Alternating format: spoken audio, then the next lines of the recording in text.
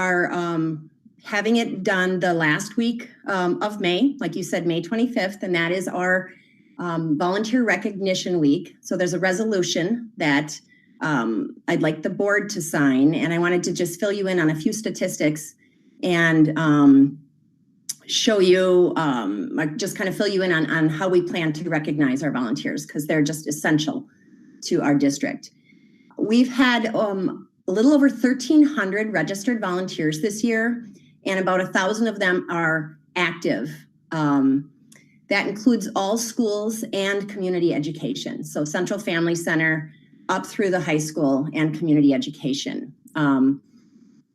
They've just done an amazing amount of things. And one of the things we ask is each school to give us a list of those that they feel have gone above and beyond. So those that maybe have gone out of their way and really we want to take an extra step in recognizing them. And we call those our above and beyond volunteers. And this year we have 47 of them. So you should have a list of them. I'm not going to read through all of them, but we value all of our volunteers. And these are just some that really stood out. And those schools felt they should be recognized a bit more. These individuals will receive recognition through a certificate.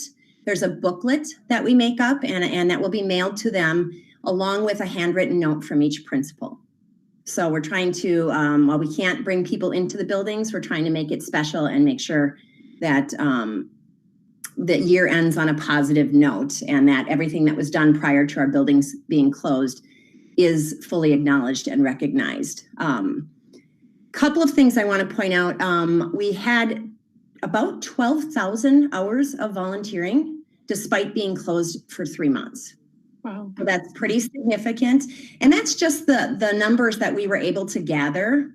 There always seems to be things that people do at home that maybe we don't get to log in our records. But 12,000 hours, like I mentioned, about 1,000 individuals actively volunteering in different ways. One of the things that I discovered in these write-ups is we even have one individual who is still volunteering as a tutor while we are doing distance learning. So that's pretty cool. So it hasn't completely stopped. So that was a pretty neat thing to read about. I do want to mention, though, that it's important that we recognize these 47, but I think it's even more important that we recognize all of our volunteers, regardless of how much time a person has. It's valuable. And I think it's valuable not only to the students, but the teachers and our district and our community as well. So we just couldn't do it without our volunteers. And I appreciate the board recognizing them. Do you have any questions? Thanks, Jenny. I will read the resolution, but I will let the board ask questions before we do that. Does anyone have any questions for Jenny? No, I think it's the right thing to do. Agreed. Yeah, I don't have any questions, just a heartfelt thank you for the people who do so much on a volunteer basis to help our students have a better experience. Yeah, ditto. All right, well, I'm going to read the resolution.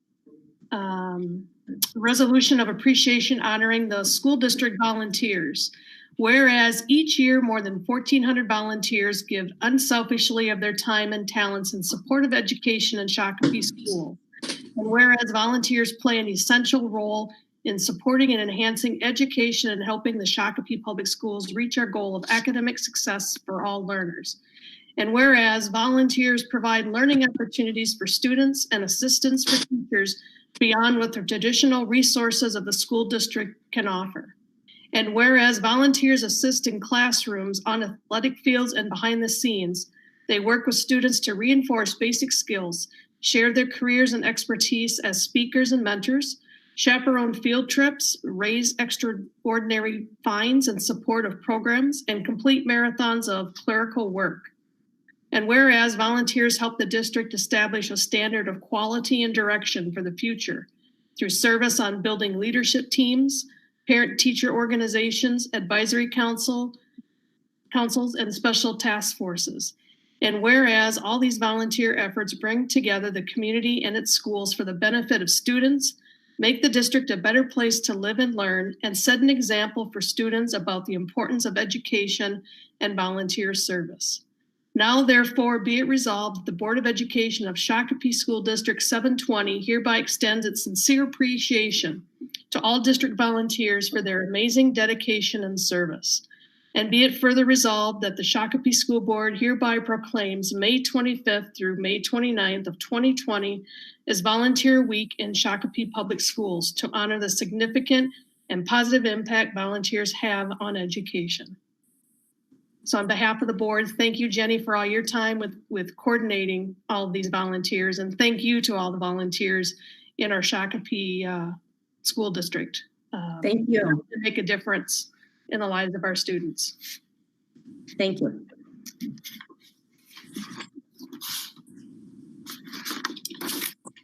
All right, we will move on to item number 5, which is consideration of the agenda as presented.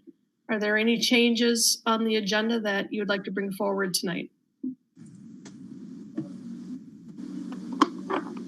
If not, I would need a motion to approve the agenda as presented. Motion. I'll make that motion. Whoops. Okay, so we've got Matt, I believe, making the motion. Angela, as the second. Yes. Any further discussion? All in favor? Oh, sorry, we have to do a roll call. I'm gonna get that yet, and then we won't have to do the roll call anymore, so. Sarah? Aldrich, Yes. Brophy, Yes. Christensen, Yes. McKeon, Yay. Tomzik, Yes. Tucker, Yes. and Peterson. Yes, motion carries. Moving on to item 6, public comment. This section of our meeting is allocated for public comment for our teleconference school board meetings. All comments may be submitted to Shakopee Board Comment at shakopee.k12.mn.us. Comments received by 5 p.m. on the date of our meeting, which is May 18th tonight, will be read aloud during the public comment section of the meeting. I don't believe I received any. Sarah, were there any comments that were submitted for the meeting tonight? No, we did not receive anything submitted for the meeting this evening. All right, thank you. We will move on then to item 7 on the agenda, which is the consent items. Looking for a motion to approve the consent items as approved. Or as Motion. All Second. motion seconded by Matt. Any further questions on the consent items? Seeing none. Sarah, would you do the roll call, please? Aldrich, Yes. Brophy, Yes. Christensen, Yes. McKeon, Yay. Tomzik, Yes. Tucker, Yes. and Peterson. Yes, motion carries unanimously. We will move on to section 8, which is our business section of our meeting for the evening. And the first item on the list is an informational item. An awesome video was put together. I'm sure many of us have already seen it. Talking about with a message from Superintendent Redmond in regards to how the COVID-19 has impacted our school district and the services that we have provided and everything that we've done as a district in our community to bring everyone together during this time. And before we view it, I would just like to say thank you to Ashley's husband, Justin McCrae, who volunteered his time and talents, I believe, to put this video together. It was very well done. And so please extend our appreciation to him because it was great. It was. We'll turn it over to you. Thank you, everyone, and I will most definitely relay that message to him. Over the past couple of months, we've been showing our appreciation and thanking our teachers, staff, and parents for all of their hard work during distance learning. And we created this video a couple of weeks ago, and this was before Minnesota Governor Tim Walz's stay-home order expired, but the overall message of the video still rings true today, and that is that we appreciate every single person for their contributions during this time. So without further ado, I believe many people have seen the video. We've posted it on social media. We've sent it out to people via email, but just in case someone has not watched the video, here it is. Thank you, Sarah.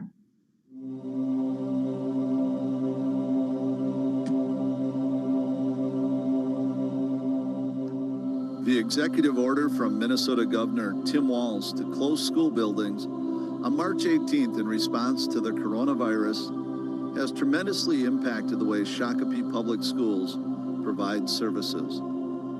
We've been called upon to serve our community in ways we've never before imagined. During these uncertain times, it can be challenging to remain hopeful and to focus on the positives. Over the last month, there's been so many positives in the Shakopee community that it's easy to see the positives coming from teachers and students and staff and our community members. And all these positives have given me, and I'm sure us, a great deal of hope. Teachers are giving their all, transforming the classroom via their computers. Students are logging on and showing up. Parents and guardians are active partners in this new way of learning. None of this new way of learning would be possible without the tremendous effort of our tech team. What we are doing together matters. Thank you. Our food service team is preparing and distributing food. You are making a difference. Staff are stepping up to care for the children of essential workers. Our custodians are keeping our buildings safe and clean. Others are working from home to continue providing important services to support student learning. We couldn't do any of this without you. And patience. Everyone is being thrust into new roles and finding new ways to continue learning.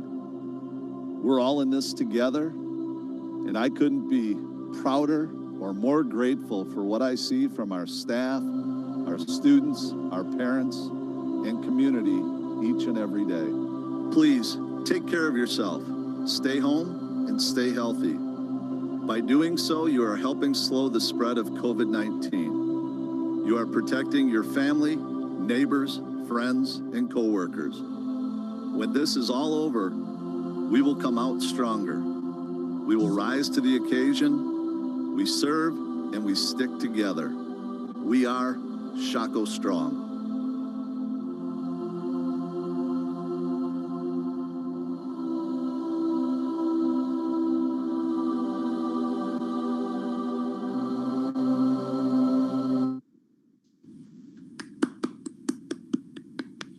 Great job to Mike. And a star is born. The great work was Justin and Ashley. They're fantastic at what they do. So thank you to them. Nice work.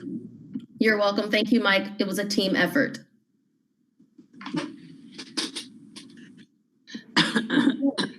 Moving on to item 8.2, which is an informational presentation on the 2019-2020 budget update. Bill, would you like to take it away from here? I would. Thank you, Madam Chair, members of the board, Dr. Redmond. Thank you for the opportunity to present some financial updates tonight. And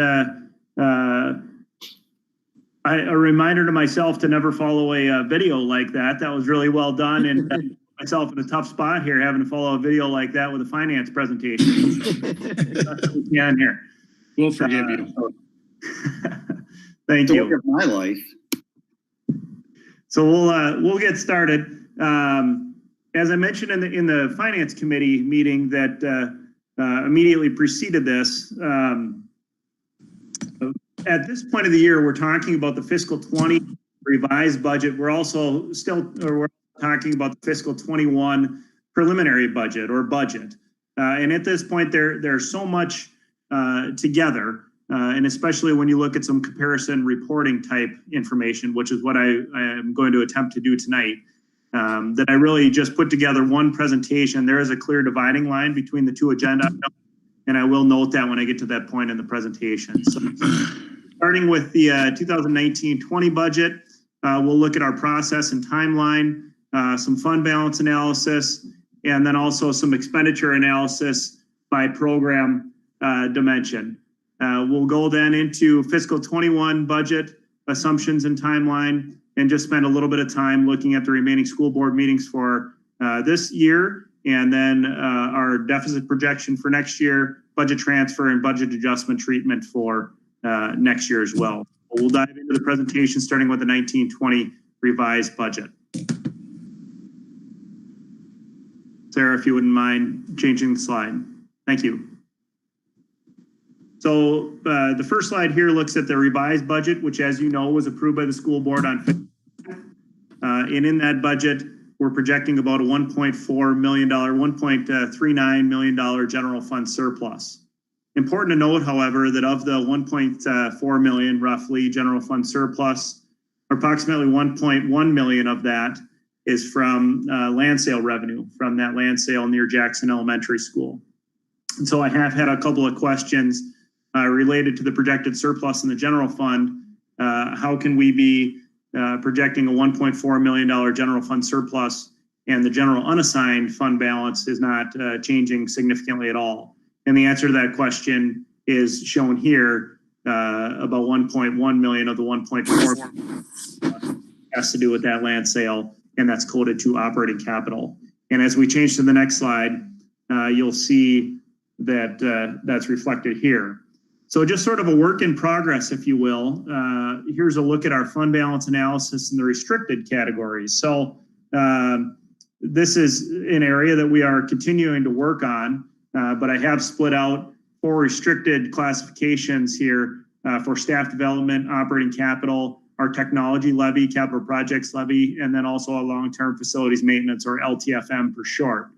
And you can see under operating capital, we started the fiscal year, for example, with a fund balance of $729,000, and we're projected to end the fiscal year with a fund balance of $2.68 million, if I can read that correctly. And so the increase there, the bulk of the $1.9 million projected surplus in operating capital relates to that land sale. So that's how you flow through from the general fund in total when you break down the categorical type revenue and expenditures. It should be noted that although we are projecting a deficit in staff development, school districts are required to set aside 2% of their staff general ed formula aid and staff development. And we are projecting a slight deficit there. Any amount over and above that 2% does come from the general fund, and that is included in the budget projection that you saw on the previous slide. The technology levy is fairly balanced from a budget standpoint this year. And as you recall, we did move LTFM revenue and expenditures in the revised budget out of the general fund and into the debt service fund to account for principal and interest payments related to some bond issuances based on recommendations by the facilities committee for health and safety and long-term facilities maintenance type projects. So flipping to the next slide. We're going to now look at a series of slides that look at expenditures by program dimension. And we went into more detail at the finance committee meeting. And I won't go into that level of detail tonight. But the important comparison here is looking at 2020, 2021 proposed budget, our next year's budget, and how that compares to this year's revised budget.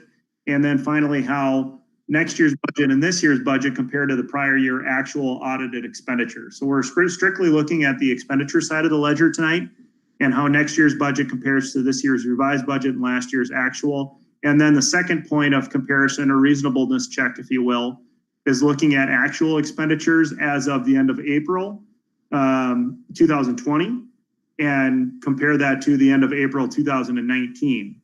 And so that's sort of the second reasonableness check. And I should note that the amounts shown for both budget and actual do not include the restricted classifications that we referenced on the previous slide for capital projects levy, operating capital, long-term facilities maintenance, and staff development. By excluding those, we get probably a more accurate representation of our unassigned general fund expenditures. So we'll flip to the next slide. And I will go through these rather quickly. I know that historically we've looked at expenditures by object dimension. There are sort of a few ways to look at general fund expenditures. You can look at by object dimension and also by program series. And so tonight we'll look at expenditures by program dimension. I do want to start by apologizing. When we brought forward the presentation from a PowerPoint onto board book, we missed out on the current year-to-date actual number and the prior year-to-date actual number. It's actually shown as just a value on your slide tonight. But the important line there is actually the percentage, and the percentage is accurate. So starting first with district and building administration, you can see our budget for next year is $6.59 million, and our budget this year is $6.37 million. Of that $6.37 million, we have spent 86.3% of that this year. Compare that to last year, a budget of $5.8 million, where we spent 81.4% last year to date. So this is an item that we're tracking. You will see the majority of the expenditures by program dimension when we're looking at expenditures year to date this year compared to expenditures year to date last year. There's actually a decrease this year compared to last year. This is an area where it's the opposite. So we'll be sure to track that closely and monitor that as we move forward in the coming months and in the fiscal year.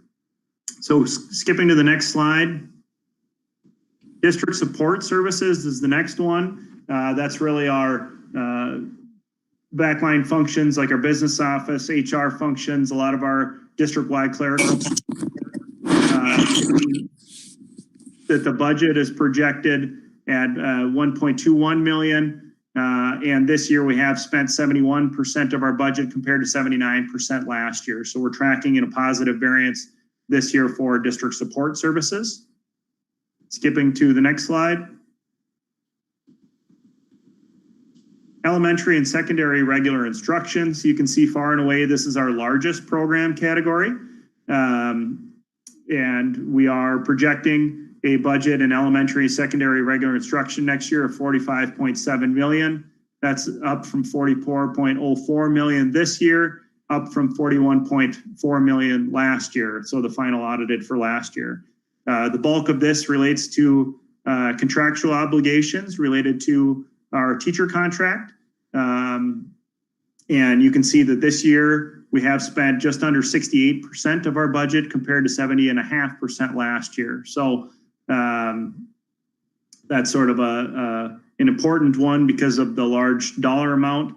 And when I was looking at the slides, there was a couple of things that really were highlights. Obviously, the bulk of our expenditures by program dimension fall into the elementary and secondary regular instruction, vocational education, and special education instruction categories. And that's obviously, as a school district, what you would hope would be the case. But you can see far and away, our elementary and secondary regular instruction is the bulk of our expenditures, both last year audited, this year budget, and then certainly next year budget as well. Okay, Hey, Bill, Bill? can I ask a question? Yes. Okay, it kind of looks like we're spending less than we planned. I'm not complaining about that. But is any of this due to the distance learning, or is this just the way the numbers are coming in? That's a great question, Paul. In a question that came up, Christy asked that at the previous meeting. I do believe there are some line item savings that we are seeing. One in particular in this area would be in the area of substitute teaching. So elementary and secondary regular instruction, substitute teachers voted to this area. And obviously, since March 18th, we haven't had any substitute teachers, or very limited, I would assume. So I do believe there's a savings category there as well. Okay, thank you for clearing that up for me. Sorry, Matt, did you have a question as well? Yeah, just related to the 70.5 to the 67.9. I know those are the same dates on 4/30, but do we know if that's the same number of pay periods, or are we one behind or one fewer? That's a great question. You know, Matt, I don't know that. And I can look that up and prove that out, but I don't know that off the top of my head. I did run the reports as of April 30th. And I do know that we're in every other Friday. So I'd have to go back and look exactly how many that refers to. Not urgent. I'm just thinking as an HR guy, thinking that might have been part of what, if I'm trying to figure out, is that a real savings? Like you're saying, like Paul's question was just getting to, or is it just, one more pay period kicked in and then we're back right in line? Hey, Bill, what day of the week are people paid? Is it on Friday? Yes. Well, that would be 5/1 this year and May 3rd last year. So it should be the same amount of pay periods, I would think, just based on when the Fridays were this year and last year. Sounds good. Thanks. Thanks, Joe. Looking next at the vocational education slide, and these are going to get a little bit repetitive, so I'll cruise through these here. You can see that our budget next year is 1.08 million, up from 1.02 million. And again, the bulk of the increase there is just contractual obligations in a fiscal 21 contract for our vocational education teachers, and a positive variance this year, 64% spent compared to 68% in the prior year. Next slide. Special education. So most of the areas we're seeing a lower year-to-date percentage compared to the prior year. This is an area where we're going to be tracking for the next month and a half in the fiscal year. So you can see from a budget standpoint, our budget is projected at 19.4 million up from 18.4 million, so about $1 million increase. We have spent 74% of our budget this year compared to 70.5% last year. And so I'll continue to track that through the remainder of the year. Obviously, as this group knows, special education is the most difficult area to budget and can have the biggest swings in budget from a variance standpoint. So I'll continue to track that one. As I mentioned in elementary, and in all likelihood, as I mentioned in elementary and secondary regular instruction, there's a high degree of confidence that will come in at or below our budget when compared to the prior year to date. And I have to go back and look out the payroll, as Matt said. With special education, I think it could be the opposite. So there's going to be some overages and under. This is an area where we are going to be tracking for the next month and a half. Next slide. Instructional support services, so our program 600s. These are really our media center, our counselors, our guidance group as well, among other areas. You can see that we've spent 75% this year compared to 84% last year, and the budget increased from 4.7 million up to 4.92 million next year.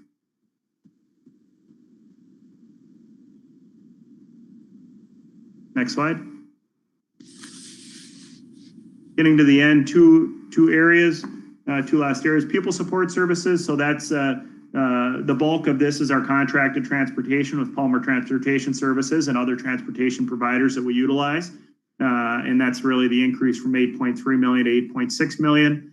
Again, another area where we are slightly under year to date where we were last year to date. So starting to see a little bit of a trend here. And then finally, the last slide in this category, or second to last slide, sites and buildings. So that's really our custodial type areas. This is an area, as I mentioned previously, it would be much larger if we were including the categorical expenditures for things like deferred maintenance, health and safety, furniture, fixtures, and equipment that I have separated out to try to show a more apples to apples comparison in the unassigned general fund. So we're really just showing some of our custodial and some of our utility type expenditures in this area. And we are seeing a little bit of savings here as well when compared to the prior year. And then finally, looking at our fiscal and other fixed cost. So the main expenditures in this area are our property insurance payment, and then also our workers' compensation premium payment. And I think that's a strong level of confidence, and that's where the variance from last year is. In the 18-19 final audited, our workers' compensation is typically allocated out under the program dimension where it should be, for example, in elementary and secondary regular instruction. And I don't know if that happened last year. And so that'll be an area this year when we get to the end of the year, we'll want to make sure our workers' compensation premium is broken out and allocated to the appropriate areas so that we don't have that large budget variance. Obviously, 338% is rather large variance for last year's audited number. And so looking at the general fund, unassigned general fund in total, you can see that this year we have spent 71.4% compared to 73.2% last year. And so I'm cautiously optimistic that our 1920 revised budget we will come at in or below based off of where we are this year compared to last year at the same time period.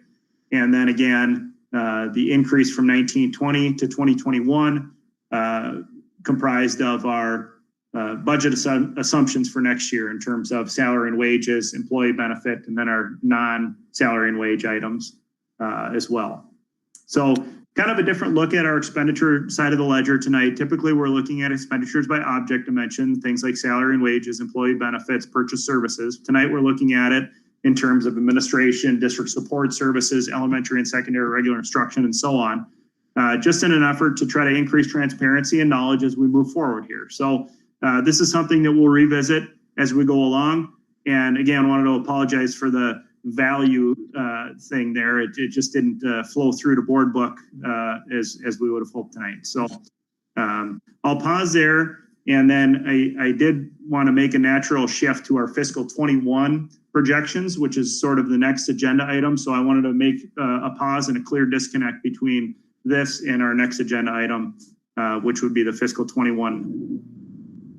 Yeah, so Bill, just want to give you and Mike and anyone else who was involved in crafting this, you know, my 9th year on the board, I don't know that I've ever seen things gone through that, you know, in detail of who plugs into each object code or each series.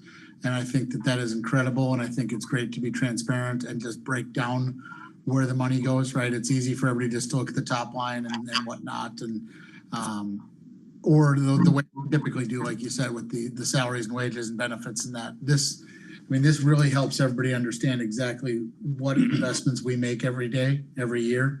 So I just want to give kudos for everybody who was involved in this.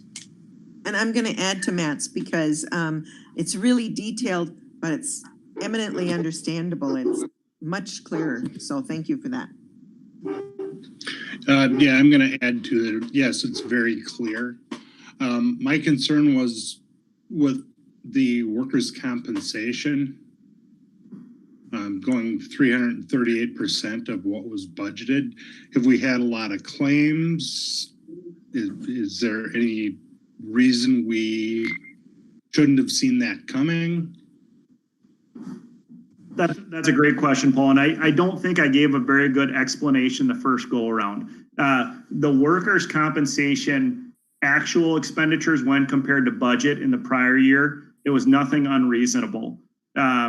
We just, the actual expenditures for workers' compensation should be allocated to the program dimension for which the claims occur. So for example, obviously the bulk of our expenditures are in the elementary and secondary regular instruction area. So it could be concluded that the bulk of the claims would be in the same area.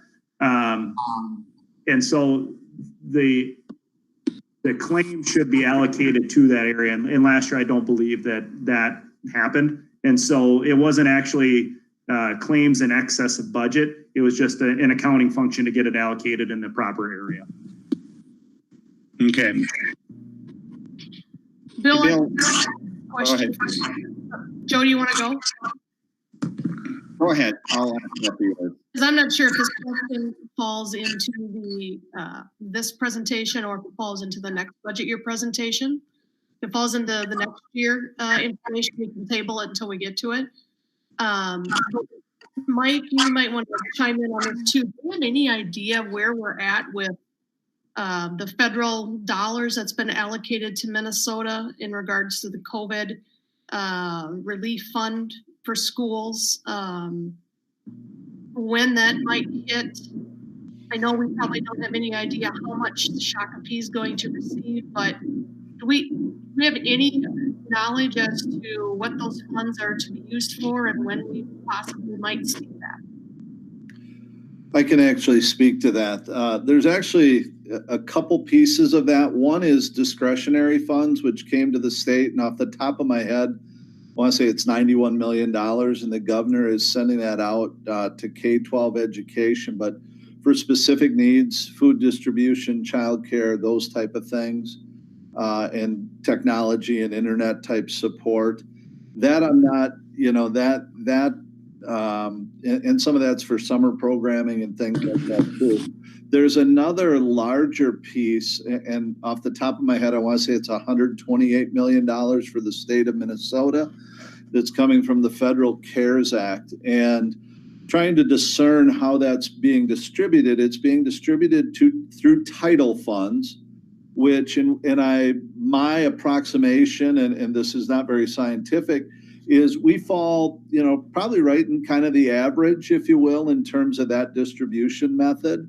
And so I think we'll get a share of that would be similar in some ways to per pupil funding.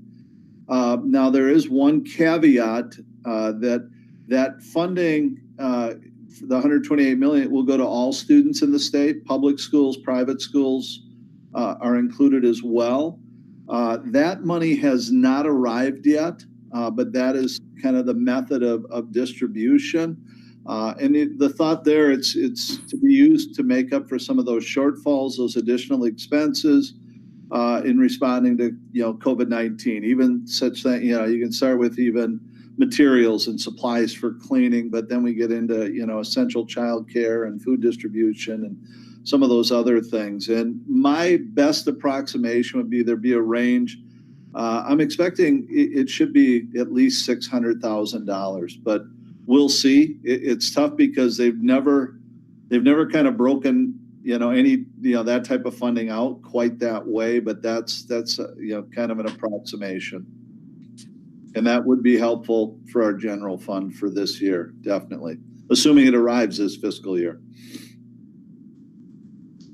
Thank you. Joe? So, Bill, are we expecting higher percentage of spending over the last couple of months?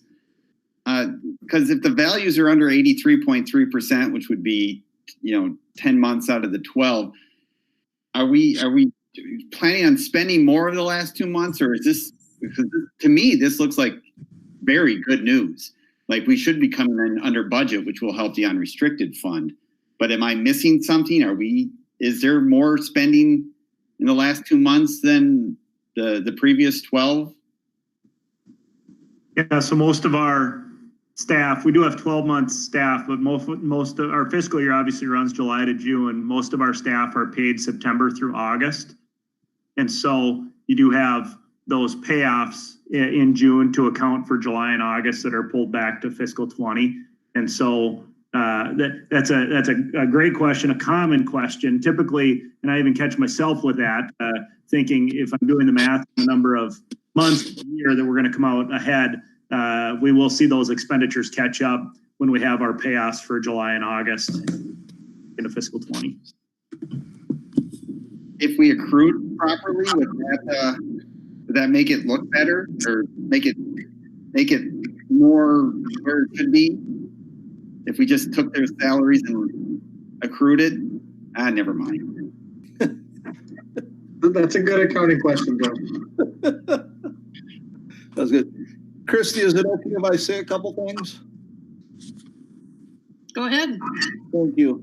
First of all, I want to thank Bill. Bill's done the yeoman's share of the work here, and I appreciate working with Bill. And this comes from feedback, both board members and other folks going, it would be nice to be able to track more of the budget. And Matt, I think you hit the nail on the head. You go, yep, we get the totals, and it's hard to track within that.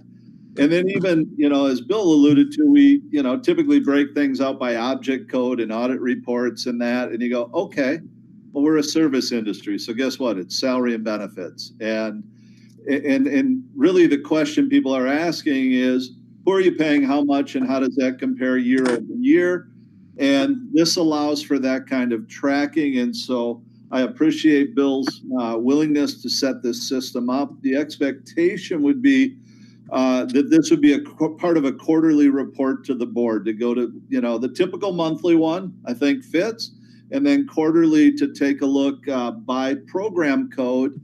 And really important, and Bill's already alluded to a couple places, and there's some other challenges, because even, as you go back, it's really, really important we code the same items, the same expenditures to the exact same codes each year so that you can really do year over year comparisons and then track. And I know that that is the goal of that. And then the other thing, I think this is a good kind of level of breakout. And I've seen, Bill, there's something like 20,000 lines on a spreadsheet of all the individual expenditures behind each of these different areas. And so I think this helps, but it makes it really easy to ask questions. I know I've asked a number of questions of Bill and said, hey, what about that expenditure in this area in this program? And he's gone back in and then, able to pull the data, pull those other lines of code to try to track and see where maybe it was a shift in how it was coded or what exactly is happening. But it really helps us to keep a handle. It helps, I think, other folks, it just feels good. So thank you very, very much. I know that's been a lot of work, Bill, but it's much appreciated. Hey, Mike, just one more comment that I thought of while you were speaking is this also helps for those data junkies like myself who like to go out to the MDE website and see the district profiles and see how other districts are spending and how we and so this format of this presentation really helps line up with what people can see about, Prior Lake and Eden Prairie and Eastern Carver and all the neighboring districts. Yeah. It really does. I always, sorry, you just triggered one of my caveats or words. Whenever I got little trigger points and you hit one of them, it does, as long as they're coding the same way between districts. Mm-hmm. And there's guidance in UFARs, but no two districts put the same expenditure doesn't always show up in the same code or even the same program. And, most it's pretty close. But so I always sort of issue that word of caution, but it at least gives us a starting point again where you go, hey, we're looking in this program expenditure area between districts. What's going on? Well, we can dig a little deeper and find out too. So I agree with you, but I always issue, it's amazed me. Ever since I took that first school finance class, you've got all these accounting procedures and things, and they're never quite done exactly the same from district to district. So.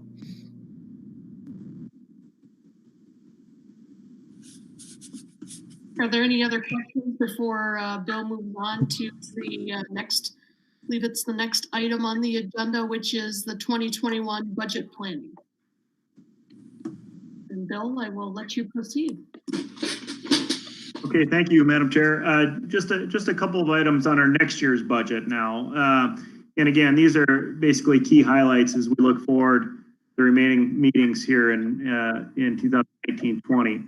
So you've seen this before. This is our general fund projection for next fiscal year 2021. You can see in red, we are projecting a spending variance, a deficit of about 2.5 million next year. Which would bring our unassigned general fund balance down to 1.06 million at June of 2021. This is not new. You've seen this information before, and I just wanted to bring this up because this will be a bigger part of our conversation here on June 8th and June 22nd as we bring the budget in total for approval. And then you do see the out years there, fiscal 22 through 25. And obviously the spending variance sort of falls off the table for lack of a better word, but we have put a strike through with that because that obviously assumes that we do nothing. The board does nothing in terms of expenditure adjustments or increases in revenue, which obviously is not an option and nothing that we would plan to do. So I think knowing that just bears a strike through because we have no plans to have an unassigned fund balance in the whole 32 million at the end of fiscal 20. It's just not going to happen. As Dr. Redmond has mentioned previously, frankly, with the underfunding of school districts at the state level, that we're seeing anytime school districts that are not seeing massive enrollment growth do these long-term financial projections, years 3 through 5 really do look pretty bleak, reflecting that structural deficit that we have going on in terms of our school funding. So to show that with our spending variance of about 2.54 million for next fiscal year. Going to the next slide. Just a final word about timeline and then budget transfers and expenditure adjustments. So what I will plan to produce here, the next meeting on June 8th, we have talked almost exclusively at this point when referring to the fiscal 21 budget in terms of the general fund. And that we bring the other funds in. And so I'm talking about the food service fund, the community education fund, the debt service fund, our building construction fund, fund, and bring those in as well. So we will do that as part of the board meeting on June 8th to give the board an opportunity to review and discuss the budget, all funds for next year. And then finally, we will present and recommend the budget for approval in accordance with Minnesota Statute 123B.77 at the regular meeting on June 22nd. So kind of 2 touch points for the fiscal 21 budget, all funds before the board will be asked and to approve the budget for next fiscal year. And then finally, just an attempt to clarify the budget regarding budget transfers and expenditure adjustments. So as I touched on the previous slide, right now we're projecting a budget deficit in the neighborhood of $2.5 million for next year.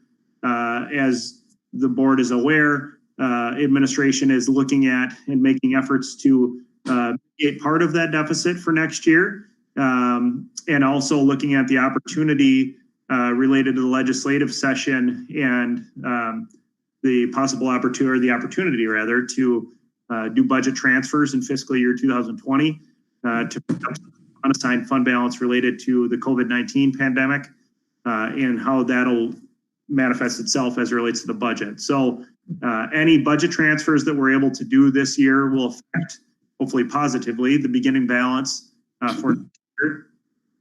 And any expenditure reductions that we're able to achieve will not be reflected on the preliminary budget that the board will be asked to approve next month, but will be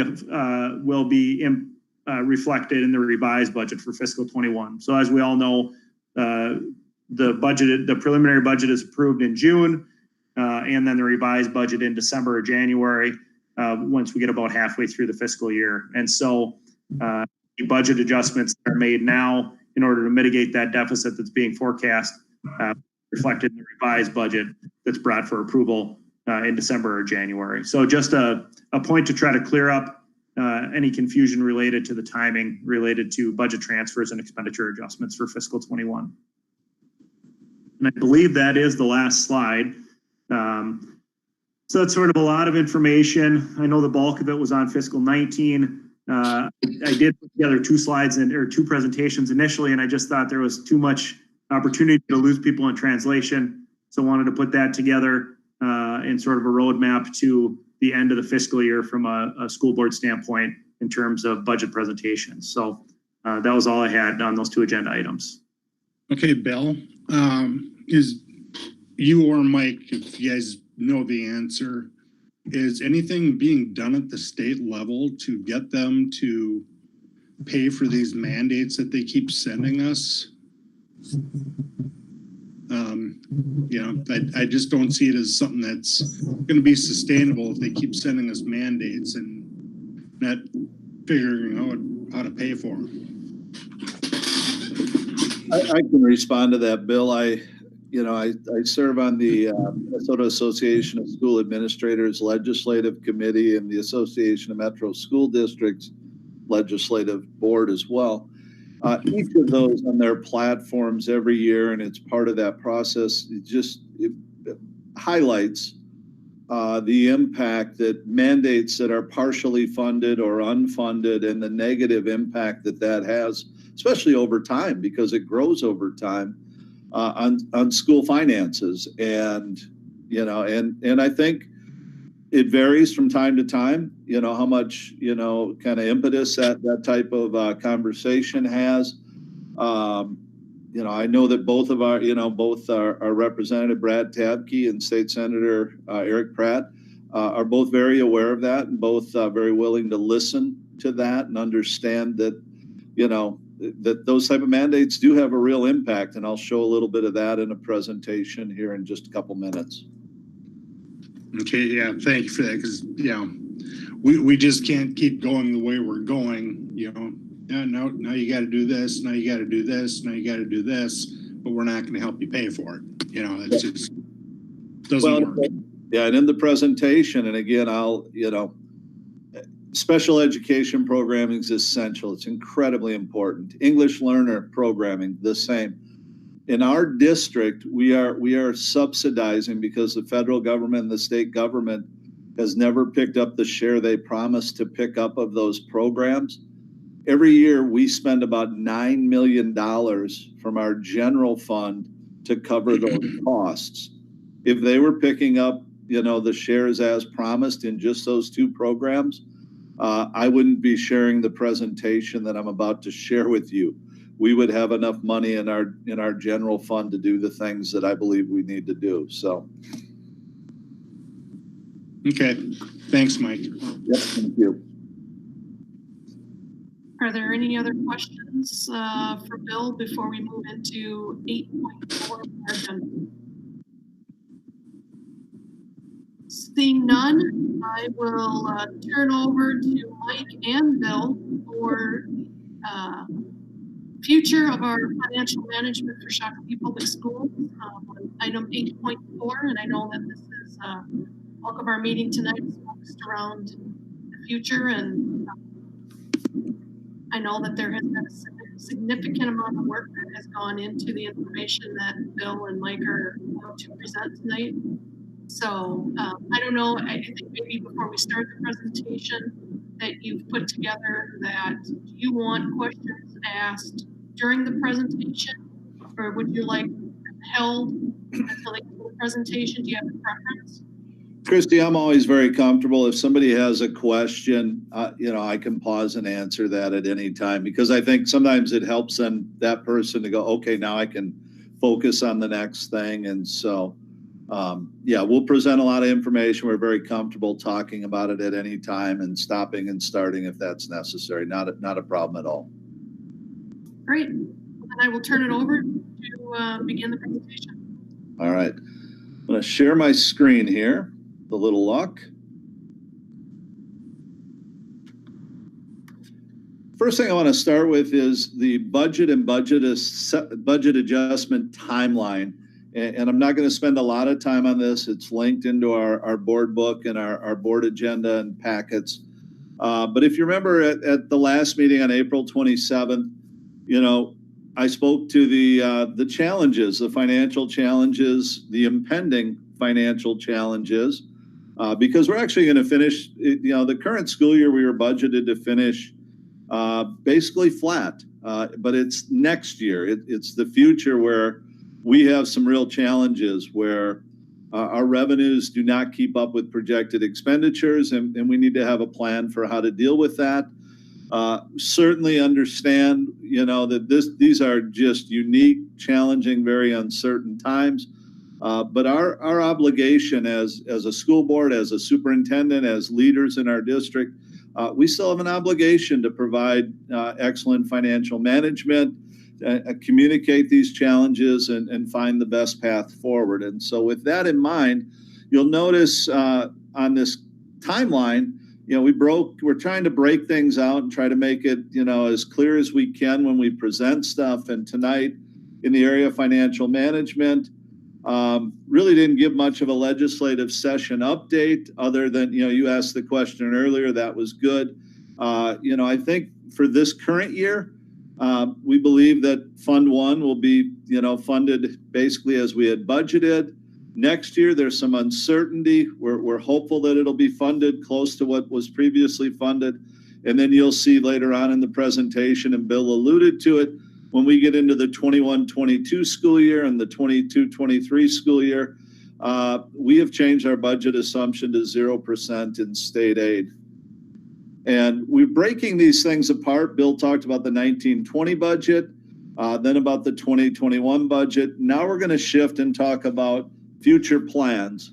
And I'm going to share a slideshow in just a little bit that really, we've been working on this in the sense we've had a budget adjustment committee working hard. We've talked at finance committee. We've talked at personnel committee, because when you're a service organization and roughly 80% of your money goes to pay people, if you're talking budgets and challenges, it absolutely impacts personnel.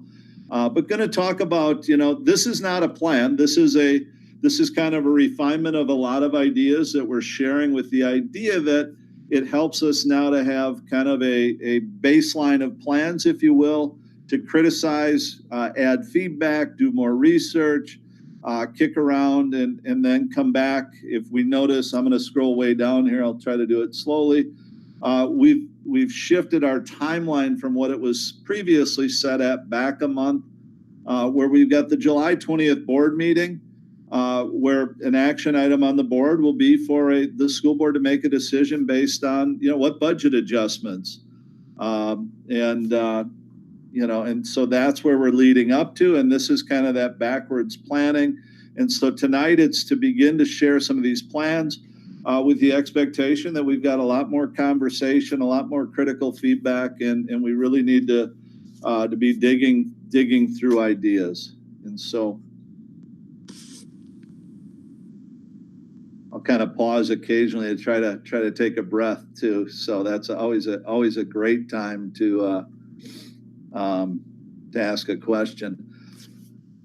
Is this showing up okay on your screens? Yes. Yep. Thank you. This is about our district. This is our financial outlook. I think it's very important that we're looking to maintain our commitment to kids and our community. And I'm going to roll through slides. Some of these are topics we've touched on before, and I can certainly, again, like I said, interrupt, ask questions. We did a survey last June, and again, our primary purpose was to find out, what our community was thinking about our district, with the thought being that, we understand this is a shared partnership. We work on behalf of the community. We received some really positive feedback in that survey, and we received some feedback that gave us some things to work on. But here are some examples of some real positive things. 76% of people responding to that survey have trust and confidence in our teachers. 72% feel the quality of Shakopee's education is comparable to or better than neighboring districts. And when we take a comparison and we look at what we're paying for that education, I would argue we're getting great value for money in our district. 66% of residents who gave an opinion gave Shakopee Public Schools an A or B for education quality, which is actually higher than the national benchmark. So there's some good things happening in our district. And at the end of the day, when we're talking about financial management, sometimes we can get lost in dollars and numbers. But what we're really talking about is maintaining our commitment to kids. It's imperative that we have highly trained and highly skilled teachers. The academies of Shakopee are doing great things, providing small learning communities, real life, authentic learning, connecting with the real world, just doing some fantastic things. As a district, we have reasonable class sizes. We've got quality learning programs from early childhood right through grade 12. Literacy program, there's been a lot of work in terms of literacy the last few years, and really we're seeing some nice things happening in terms of students' reading and writing skills. We offer a wide range of extracurricular and athletic opportunities and activities. And, we talked earlier this evening about the volunteers and some of the fantastic community partnerships that we have in our community. And, I alluded to this, we're fully aware that, we're, as a community, as a state, as a country, as the world, we're responding to the COVID-19 pandemic. You saw in that video, I actually got a little bit emotional, might again. Very, very proud of what our team has done. And by team, I'm talking our 1,400 employees and our community. But as of May 13th, last week, over 85,000 meals have been distributed to kids and families. Our district, we have over 8,000 iPads and MacBooks that are supporting students in distance learning in their homes.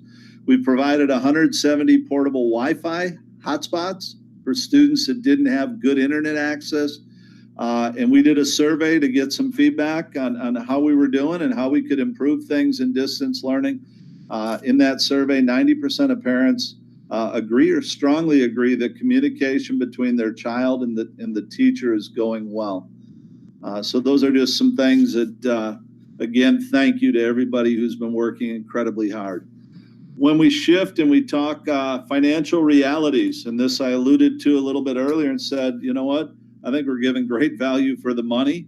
It's true. This comes out of our audit in previous years, and you'll notice the metro average is a dark gray bar. This is the revenue side of things. It's over $13,000 per student. The state average is $12,691. The red bar is us. We spend $11,355 per student, or that's the revenue we get. The expenditure shows the same thing, as you might expect. State average or metro average expenditure is over $13,000. State average almost $12,600, and in Shakopee $11,205. So we're doing a good job of managing money, being prudent in how we expend money. But we certainly have some challenges. And Paul, you led into this one earlier. This shows two things. This is a diagram just showing if state funding from 2003 to this was just updated in February of 2020, so it's new and recent. But it shows the difference. If state funding would have kept up with the pace of inflation, it'd be on this gray line.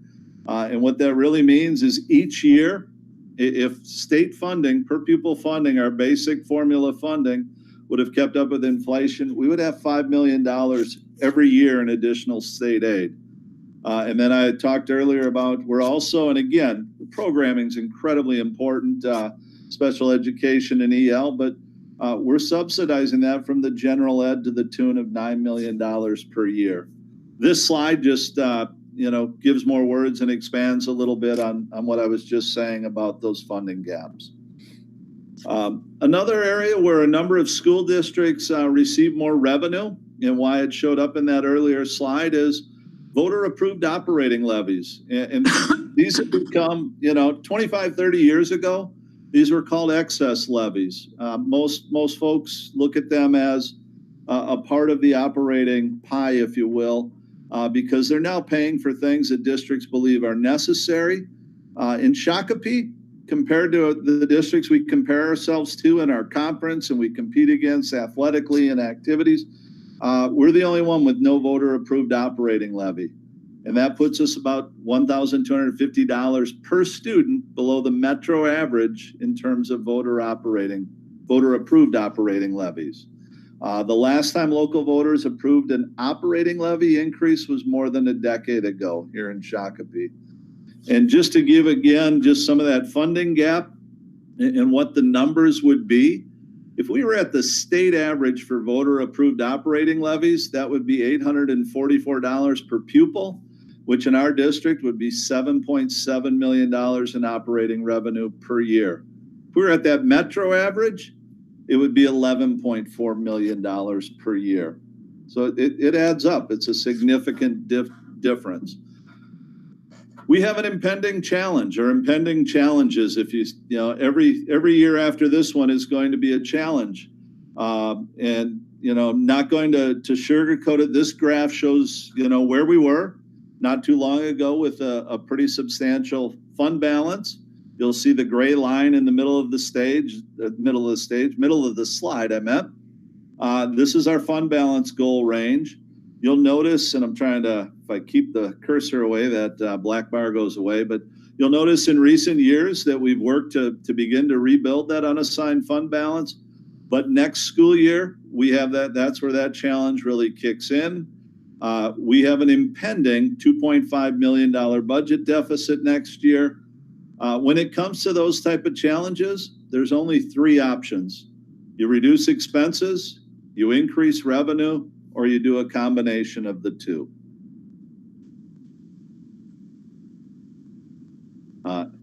At the end of the day, budgeting is simple math. We need expenses to be less than or equal to revenue. And that's not what our future looks like. That's why we have that impending challenge. Starting next school year, our expenses are projected to be greater than our revenues. I've alluded to the reasons why that is: inadequate state funding that hasn't kept pace with the rate of inflation. Compared to other districts providing similar services, we do not have a voter-approved operating levy, and there's a number of unfunded mandates.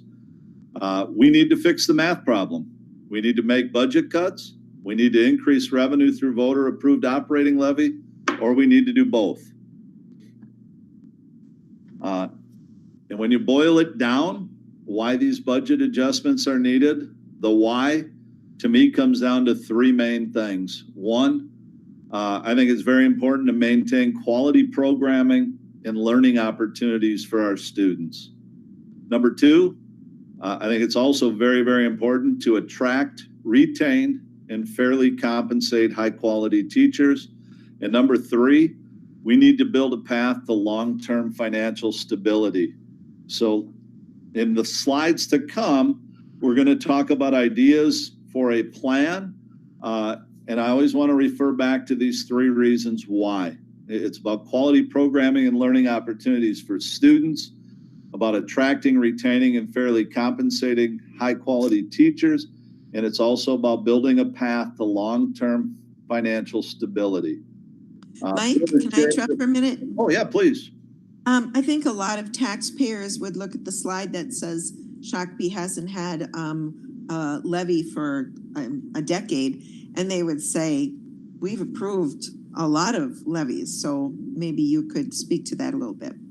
Again, we're talking about two different levies. An operating levy, that's how we pay the 80% of our budget that goes to people. 60% of our entire budget pays teachers. That's how we do school, if you will. That's how we provide the learning services. The other type of budget is you got to have a place to put kids. We've been a district with large population growth in a really fairly short, compact time period. And so we have had construction levies to build the facilities to house the students where that learning goes. And every district has to have, they've got to have building space. They've got to have school space for each of their students. Many districts that, that time of enrollment growth has been spread over a much longer period of time. Some have been very stable for 10, 20 years. Some might even be declining, which has its own challenges. But I think there's two sides of the same coin. One, you've got to have a place to put kids in order to do the learning. And that's just, in some ways, that's a base cost of doing business. I get that has impacted taxpayers, but we've also had a greater tax base, and that has been, with the population growth and that to spread that over. And we're going to talk in a little bit as we talk about some of the possible operating levies. We actually have the end, we're starting to see the end of some of those construction projects and what I would refer to as bond debt fall off or end. In other words, we're completing the payments on those various different construction projects. And I'm going to show three different levy plans. Two of them actually they'd be tax neutral in the first 2 years because the amount of bond debt that falls off is actually slightly more than the amount an operating levy would add on to the tax rolls. So I hope I answered your question, Judy. Yes, thank you. As I was saying, Bill has shown this budget. I've talked to it. What it shows, is this impending $2.5 million budget deficit for next year. We've started to work on that. We're looking at where we're spending money even as we close out this year. Can we make some cuts? Can we do that? And we're doing that. And I'll share a little bit on that later and more at future meetings. This next year, we can't let that happen. And we won't, because, we're not going to run almost $6 million, budget shortfall in the 21-22 school year. I've taken that, the nice spreadsheet slide there, and just said, these are the impending budget deficits: $2.5 million next year, $5.8 million the following year. And at the end of next year, so June 30th, 2021, we would have a fund balance projected to be $1.1 million. If we let that run, and we're not going to, it says again here, not an option, but you would see that 1.1 million to the positive become $4.7 million negative unassigned fund balance. So we're absolutely not going to let that happen. We can't let that happen. And that's why we're here talking about, hey, this is what our budget projections look like. We have to do something to fix this projection.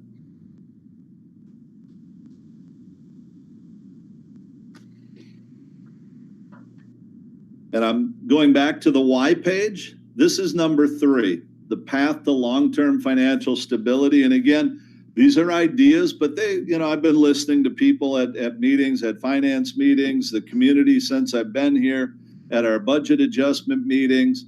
I believe we need to be very explicit in how we're going to meet financial goals. We've got some challenges in the coming years, but starting with the 22-23 school year and continuing each year after until we hit our goal, my strong suggestion would be we would add at least $500,000 to the unassigned fund balance. And we would do that until we hit $10 million in that unassigned fund balance. I would also very, very strongly suggest that we need both forms of budget adjustments. We need to have budget cuts, and we've been working on those behind the scenes, prepping those, taking a look at where we can do some things, and I'll talk about that in a little bit.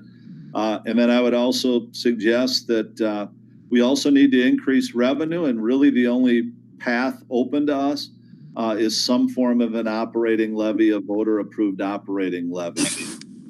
And I'm gonna talk about budget cuts. I'm gonna talk about that side of the equation. Then I'm gonna come and talk about what I think is a prudent, respectful approach to a possible operating levy. But budget adjustments, part 1, this is what we've begun to work on. And certainly, the board will weigh in here in the next couple of months. But we think this is a prudent path forward. The numbers we can certainly adjust and change, but in looking at the budgets and really studying it and analyzing it, my strong suggestion is that no matter what, we need to make at least $2,050,000 in permanent budget cuts. We've begun to work on next school year, knowing that we're going to be $2.5 million out of whack in a budget deficit. There are some things we can do, including like a targeted hiring freeze, reducing expenses, in supplies and other operating things, reducing travel and staff development expenses. And we believe that we can make at least $450,000 in permanent budget cuts for next year. The following year, where we have more time and, a lot of our things, we've got all kinds of stipulations as a government organization. Some of our bargaining units are, part of unions. There's collective bargaining agreements. There's all kinds of things. But it's my goal right now, and we've started to work on this. And again, certainly the board can make adjustments to this suggested plan. But we're looking to make $1.6 million in budget cuts for the 21-22 school year.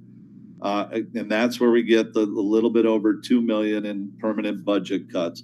I do want to make a note, and this I've heard, loud and clear from members of our community, members of the school board, and lots of other places, that when we look at our district, we're going to make that first $2 million in cuts outside of the classroom. We're not going to cut classroom teachers in that.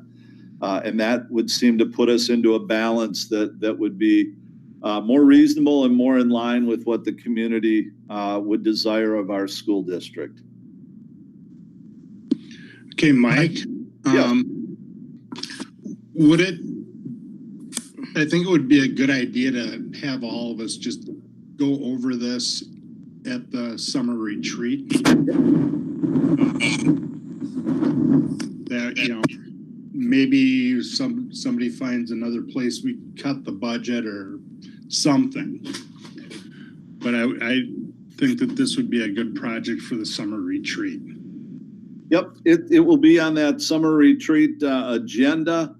And like we always do, you know, as a leadership team, a management team, we're going to do legwork. We're going to provide answers. We'll provide whatever information the board would want as we go along in this process.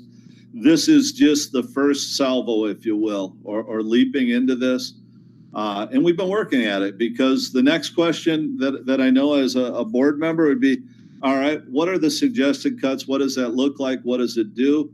And again, like I said, we're framing it, and you know, and the messaging that I've heard and I believe to be true is that we're going to do this outside of the classroom. And so we'll be sharing all kinds of information with you, Paul, at future board meetings, and then certainly at that board retreat. And certainly there's lots of opportunities for feedback along the way.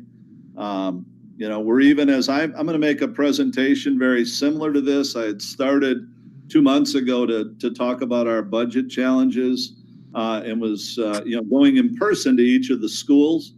I'm going to start making them again via, you know, the internet online tomorrow morning to each of the schools. And even there, one of the things we leave with is we have a Google form. We have a survey for teachers and staff members to provide input to of, hey, this is our budget challenge. Do you have ideas for how we can save money? And so we absolutely want lots and lots and lots of input here. But we're just trying to begin to kind of push us down that path, which I think makes it easier to provide that feedback. Okay. Okay. The second part of a budget adjustments would be an increase in revenue with an operating levy. And my suggestion would be, you know, we had talked over a couple months ago about all kinds of different possibilities and looked at things. And I would say the vast majority of those are completely off the table because they would be asking for too much money too quickly from our community. There's another form of levy, which is called a phased-in levy. And really, in essence, rather than asking for the total amount of money all at once, the idea is that it's phased in over a period of time, typically 3 or 4 years. And because it's broken into smaller chunks over time, that tax impact is phased in over time. And I would say this is a more fiscally conservative, prudent, and respectful approach, you know, for taxpayers. Oop. Missed my arrow there. There we go. And Mike, just a quick question. Is the phased-in levy, is it voted on once? Yeah. Or is it, okay. Not like a subsequent vote in following years? No, and that's exactly it. It's really what we want to do, and it's really challenging because we're also, you know, we're spending, you know, taxpayer money on providing information to taxpayers too. I think you want to hold that conversation once and to be really detailed and explain it. And so, yep, a phased-in levy is voted on once, but then it's put into place over a period of 3 or 4 years. And the idea— That makes sense. Yep, great questions. You guys are asking outstanding questions. There are 3 examples, and I will not go deeply into these. I think this is really for later meetings, but didn't want to talk about a phased-in levy and then just go, all right, so what do the numbers kind of look like? I'm going to quickly hit on 3 slides here, which are 3 examples of phased-in levies. This number 1 here would, you know, in year 1, it would be asking for $400 per pupil. Year 2, $300 per pupil. I'm going to stop there and basically say that of that $400 in year 1, there would be an offsetting decrease in, you know, we'd be paying off a construction loan. And then in year 2, $200 of that $300, you know, would be equivalent to another payoff of that same construction loan.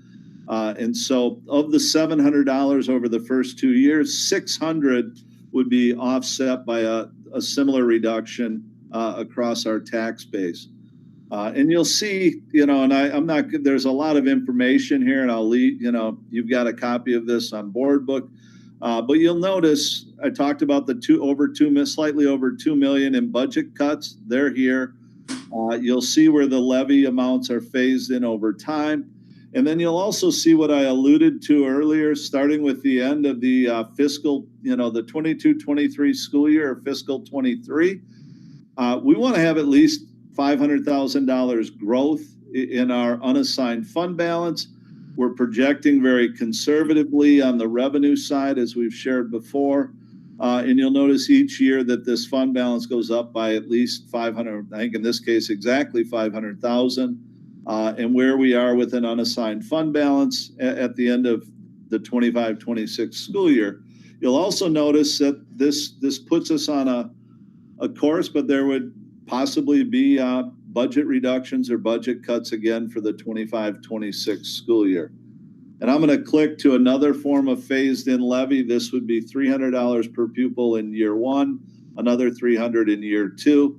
Year one and year two then would be covered, there'd be that offset of $600 bond drop off. And, so the impact across the tax base would be a wash. It would actually be a slight decrease in total taxes. And then the new impact on taxpayers, if you will, would be in year three. And you'll see here that in order to make that work, in addition to that $2 million in budget cuts, either we need some really good financial news between now and then, or we'd be making another $900,000 in budget cuts for the 22-23 school year. And then again, you'll notice that each of the years, the fund balance is going up, by at least $500,000 that we're exceeding. I should say we're exceeding those targets you can see over here. And then one more, and this one is over 4 years. $300 per pupil, $150. Again, the first 2 years would be offset by a drop in by the conclusion of a construction loan, and a similar, where $300 per pupil would fall off the taxpayers' plates in those 2 years. And then you'd have smaller amounts over year 3 and year 4 that would have a tax impact that way. Again, you've got the $900,000 in budget reductions in the 22-23 school year. You also potentially have another $900,000, a little over that in 25-26. You'll see that each year, starting with the 22-23 school year, we are getting the over $500,000 into the, this would be the unassigned fund balance goal. In this case, we end up exactly at that goal at the end of the 25-26 school year. So just sharing an idea. I think I've talked about this slide a lot, but due to debt being paid off, we have an opportunity to increase revenue through an operating levy without increasing residents' taxes. And I'm going to go to the bottom part here. In options 2 and 3, there'd be no net tax increase in years 1 and 2, and then a small increase in years 3 and 4. In levy 1, there'd be no tax increase in year 1, a small increase in each of years 2 through 4. And again, we're calculating that based on no growth in the community, holding everything constant, as we're required to do in this type of modeling. And then this would be budget adjustments part 3. And I'm actually going to go back a couple slides because I'm going to talk about $5.4 million. And I want to go back. I could use either of the ones that go 300. You'll notice that provides $2.7 million in new levy revenue for the 21-22 school year, and then again for the 22-23 school year. If we take 2.7 million and we add it to 2.7 million, we end up with 5.4 million, which is where this number comes from. If the board does decide to, authorize a ballot this November for an operating levy, and that levy is not approved by the voters, we would need to make over and above that 2 million in budget cuts that I already talked about. We would need to make an additional $5.4 million in budget cuts for the 21-22 school year. And then unfortunately this time that would include substantial cuts to classroom teachers, higher class sizes and all those type of things. And again, going back to that, that approach of budget cuts and additional revenue, I think makes great sense. Making cuts alone is incredibly drastic. If we make over $7 million in budget cuts, we might not recognize our school district, or we might not like where it's at in terms of the ability to provide quality services to kids.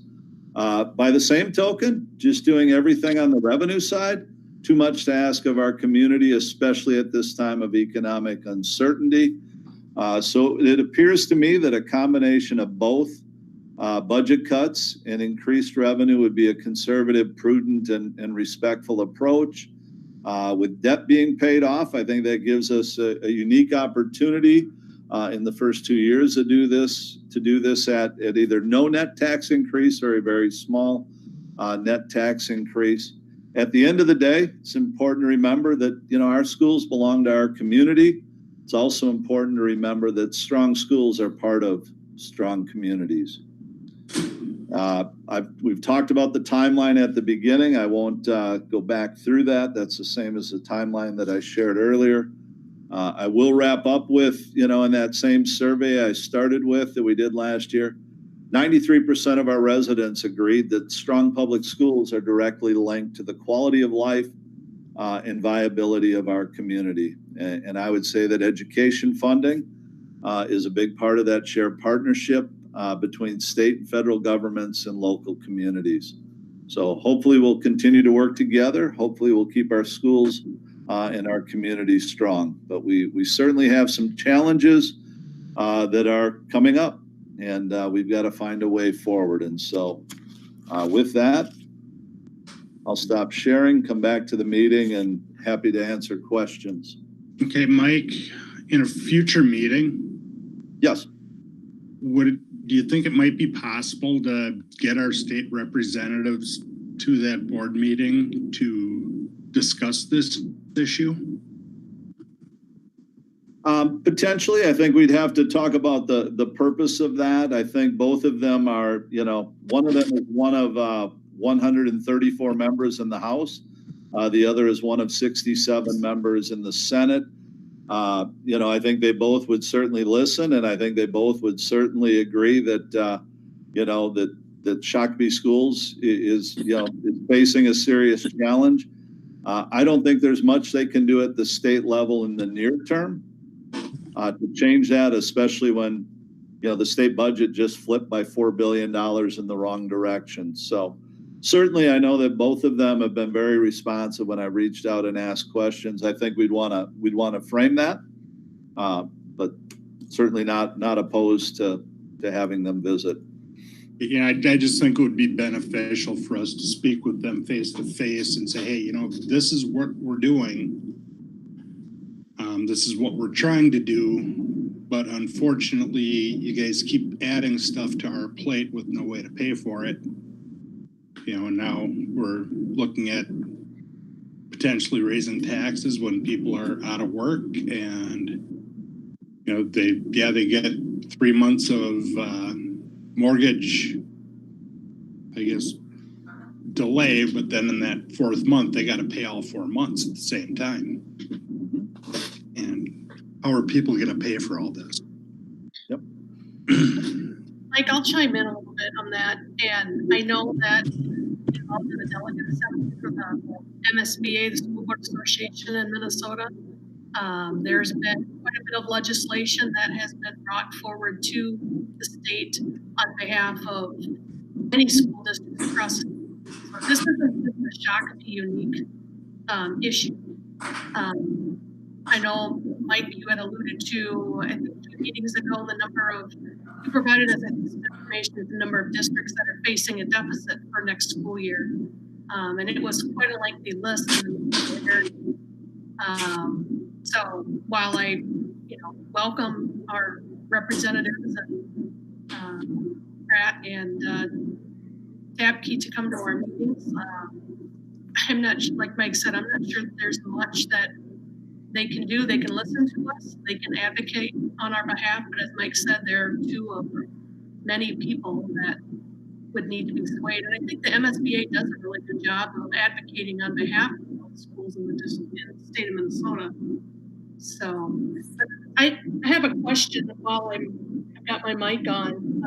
In regards to the phased-in levy approaches, when we get to 2026, which is as far as we've got projected out, I believe that is the start of some additional debt levy that will be falling off. Is that, correct me if I'm wrong, but isn't that when that starts to hit again? Yeah, we have, and Bill, correct me if I'm wrong, we pay off another construction loan, which would be, it basically falls off in what we say is pay 26, which is calendar year 2026, which is money that, the savings, the taxpayers for the 26-27 school year. So yes.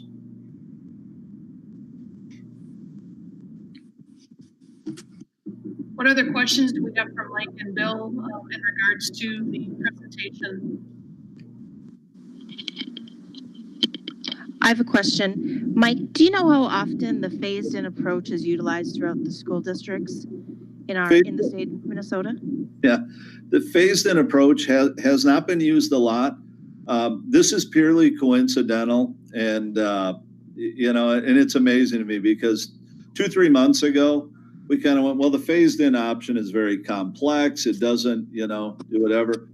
It just so happens where we hired our current finance director, Bill Manazzi, from, and Matamidi would be the one to most recently use it. So he's very well versed in it. And I believe, and I could have this wrong, I think, was it Alexandria, Bill? Yeah. Yes. But it really, but it really fits, it has to fit a tailored situation. And this is one of those that it just doesn't feel right to go out and go, yeah, we need all the money all at once. And certainly we've got challenges. And so this actually fits, may fit this situation because it's phased in and you're asking for the money in smaller chunks over a much longer period of time. So Matamidi and Alexandra, Bill, do you know any others? I know there's some considering it now. Were they successful? Matamidi was. The only other one that I know about was the St. Anthony School District in Northeast Minneapolis did it a handful of years ago. A similar tenure where you had a few phases within that 10-year period. But other than that, Mike, Alexandria and Matamidi are the ones that I know about. And really what it gets back to, and this is recognition of the situation. And I'll be quite frank, I have no idea this is totally uncharted waters, but I do know in my heart and in my mind to go out and go, hey, we'd like to be at the state average in per pupil levy. We'd like to increase by $844 next year. To me, just seems absolutely wrong. And so perhaps there's a way forward with the phased-in approach. Makes complete sense to me. Yeah. Thank Mike, you. Mike, where does the phased-in approach, does that allow us to capitalize on some of the growth, right? Some of the new building starts, new housing starts, and all of that. Normally when you pass an operating levy, you've got a fixed fee, right? Or you got a fixed cost, and then it's watered down by new buildings and new tech. I'm guessing this would be very similar, but as it's scalable, would be able to account for new growth as well. Yeah, we when we do the financial calculations, we have to build it out as though it's static. And again, I think that future growth is even harder to predict. One of the other, as if we haven't given the new finance director enough things to work on. One of the other things I asked them to become an expert is when TIFs end, for the city of Shakopee, because even if some of those were to expire, over the next couple of years, then obviously they would be, paying school district taxes and things like that in years 3 and 4. But we always calculate it out very conservatively, and that's, in accordance with statute. And I guess, we leave that up to others to kind of project what growth might be like, and would tax capacity growth, even cover the, let's say it was the 300 in year 3, would growth in tax capacity cover part of that or all of that? It's possible, but I tend to leave that kind of speculation to others. And especially now, really, really challenging. We've seen, I think April, I think somebody, might have been a board member, I think told me new housing starts were up 16% year over year compared to last year. Will that continue in May and June? I have no idea. Yeah, I don't think it's gonna, the way the economy's down right now, but I've been wrong before. Well, I can tell you a little bit. I work in the construction industry in a manufacturing company, and we have not, while we've seen a little bit of a downtick, we are still on pace with where we were last year, if not a little bit above. So, it's hard to predict, right? I mean, one month it can be fantastic, and the next month it can be horrible. And a lot of construction business is also driven by weather. I think a lot of people are home and they want to get these projects done before something might change. Yeah, and I guess that's maybe the other part of this phased in levy too. If it were 300 in each of the first 2 years, there'd be a slight net tax decrease, which again, I get it, that, depending on where you're at, and depending what finances are like and what the economy is like, but that at least seems to make it worth the conversation. Just knowing the other alternative is, to cut, what would it be, $7.4 million. And I think it's important to engage in the conversation here as a board and as a leadership team, but with the community, and, before we make really, really significant budget cuts, to how we provide services to students. And none of this is perfect. This is, they skipped this class in superintendent school. There's never been this set of circumstances. We'll do what I've always done, whether it was working with you, whether it was as a classroom teacher. We'll share information the best we can, and try to make the best decisions we can moving forward. But we absolutely want to engage the community, and I don't have a magic wand. I'm just trying to, I know that we have that responsibility, and it's an awesome responsibility to manage the school district well. I also know that we want to serve our kids well. I also know that, finances and personal income is certainly an important topic for people. So it all comes together, and we'll have to figure out a good way forward. Mike, I think a really important word that you used a couple of times was, I see it as very respectful, that it respects our kids' need for an education. It respects that teachers should get closer to what other districts have. And it respects that a lot of families are going to be in some tight spots. So of course, our real challenge is going to be educating everybody to a pretty complex referendum.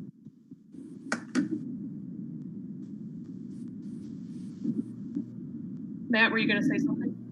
Yeah, I just, Mike, you mentioned something to me about for the way the current building debt is calculated versus what operating levy specific to we have a number of acres in our district that are still agricultural land. This is getting way down in the weeds, but could you share the details of how it might be a net savings if there were even a net, tax to tax? What that would look like for our farmers? Yeah, nothing's easy when it comes to school finance and taxes, and we tax differently when we do construction projects than when we do operating levies. And the construction project, for example, and we've changed how we've done that in Minnesota with an ag to school tax credit. So it isn't quite as impactful on the farmers as it used to be, but it's still greater. When we do a construction, when we bond for construction debt, for a farmer, that hits their entire acreage. And so much of that can be homestead. Beyond that, it's non-homestead. There's different rates, whether it's homestead or non-homestead. When it's an operating levy, what it does for a farmer is it impacts the value of the house, one building, typically a garage, and 1 acre of land. So that's a really, I think, a really pressing example of the difference even from construction, the payment of a construction bond to the payment of an operating levy, if you will. There's similar things for commercial industrial. Bill's done a little bit of research, and this is the kind of stuff that we want to share at future meetings, where he's researching what would be the impact on homeowners, and he's looking at a range from $50,000 homes to $1 million homes. And it appears from the early research, I think, and Bill, please correct me if I'm wrong, but the $300 per pupil levy, if it were phased in year 1 and year 2, actually each level of home value, 50,000, going by $50,000 increments, which is how we get the information. Each of those would pay slightly less in taxes with the bond debt falling off and the operating levy debt coming on. Is that correct? That is correct. Yes, a $300 increase with $3 million in bond debt. Residential homes valued between $50,000 and $1 million would see a net decrease year over year. That's correct. Assuming we didn't have an influx of 1,500 students, it's always holding everything constant. So, I think one of an influx of 1,500 students, I'd like to think we'd have a lot of new taxpayers too. But sorry. I think one of the unique things that Shakopee has in regards to our financial challenges as we look ahead is that we do have that bond debt falling off. And I don't think there are a lot of other school districts, if any, that are in the situation that we are, where going out for an operating levy is going to be tax neutral for the first years. So I think that we're in a unique situation, and I think it could hopefully help us. I know this is not going to be an easy decision for any of us. And as Mike said, that we are going to need a lot of feedback from the community once the community starts to be educated and hears more about the information that was presented tonight. It will be extremely valuable to receive feedback from the community before we make this decision. Because I don't think I would be comfortable making this type of decision without hearing from a significant amount of our community. This is not an easy one. It's not, making $5-7 million worth of cuts in our district over the next few years. It doesn't feel very good to our kids and to our teachers. It's our future depends on the education that we give our students, and I just find that I know it's a delicate topic, but yet it's one that we need the community to be educated and to give us their feedback before that July 22nd vote. However, whatever shape that comes in, and how we solicit that feedback, that's going to be pivotal in the decision-making process. Yeah, I agree with you, Christy. This is going to be a tough one. I mean, right now I'm really struggling on how I can go and ask people who've lost their jobs for more money. I get that it's going to be tax neutral for the first few years, but after that, it's not.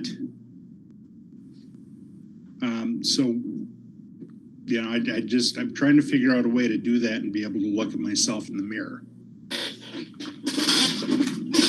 Well, Paul, it's interesting because I share the same concern, right? I mean, we all know the economic conditions right now on the ground. I view it more as a way to engage the community in the conversation, right? And it's a way to empower the voters to vote, right? To use their voice. Obviously, right now, the 7 of us are empowered to use our voices because we were elected. a referendum, and I've learned this the hard way through a couple building referendums, right, is a conversation with the community to see what the community wants, right? So the 7 of us have to come together and make a decision as to what we ask of the community. But then it's up to the community to decide whether they find that palatable or not. It's from a son of a social studies teacher standpoint, it's the great American experiment and the ability for the voters to speak, right? So that's kind of the way I look at it. We have to make our decision as to what we send to the voters, and the voters decide whether they agree or not.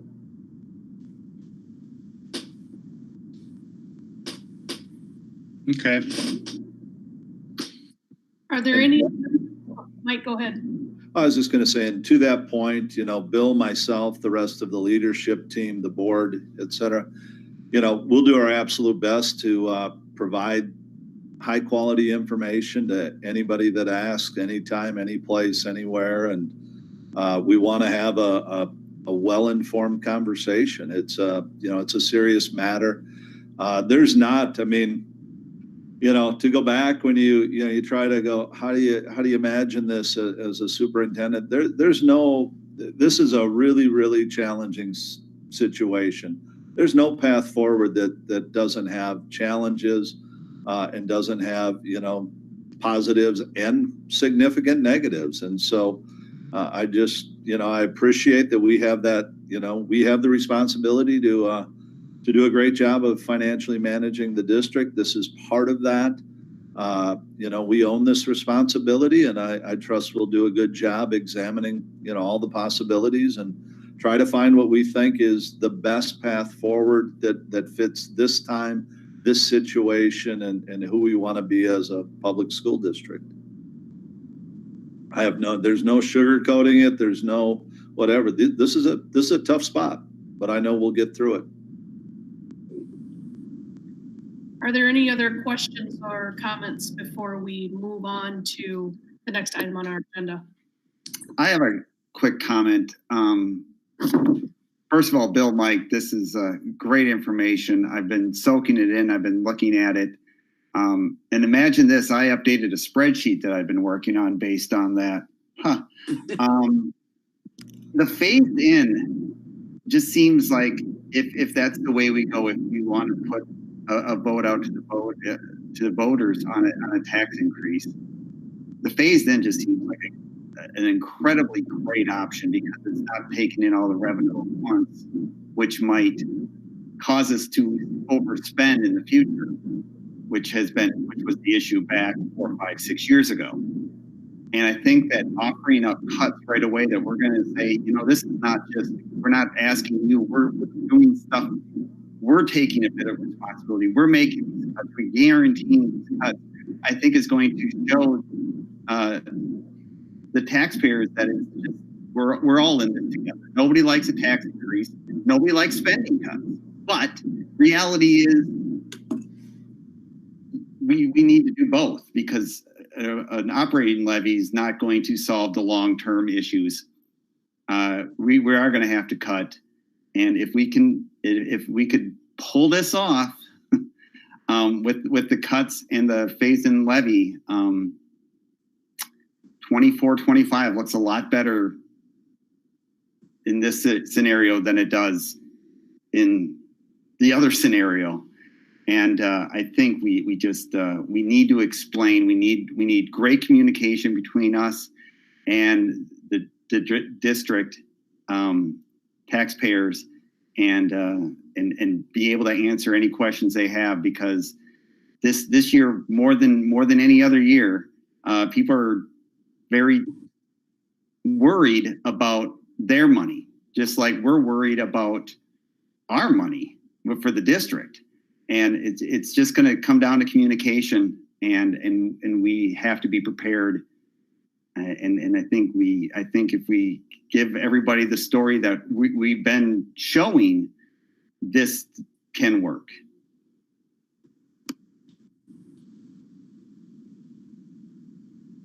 Anything Well else? said, Joe. I agree.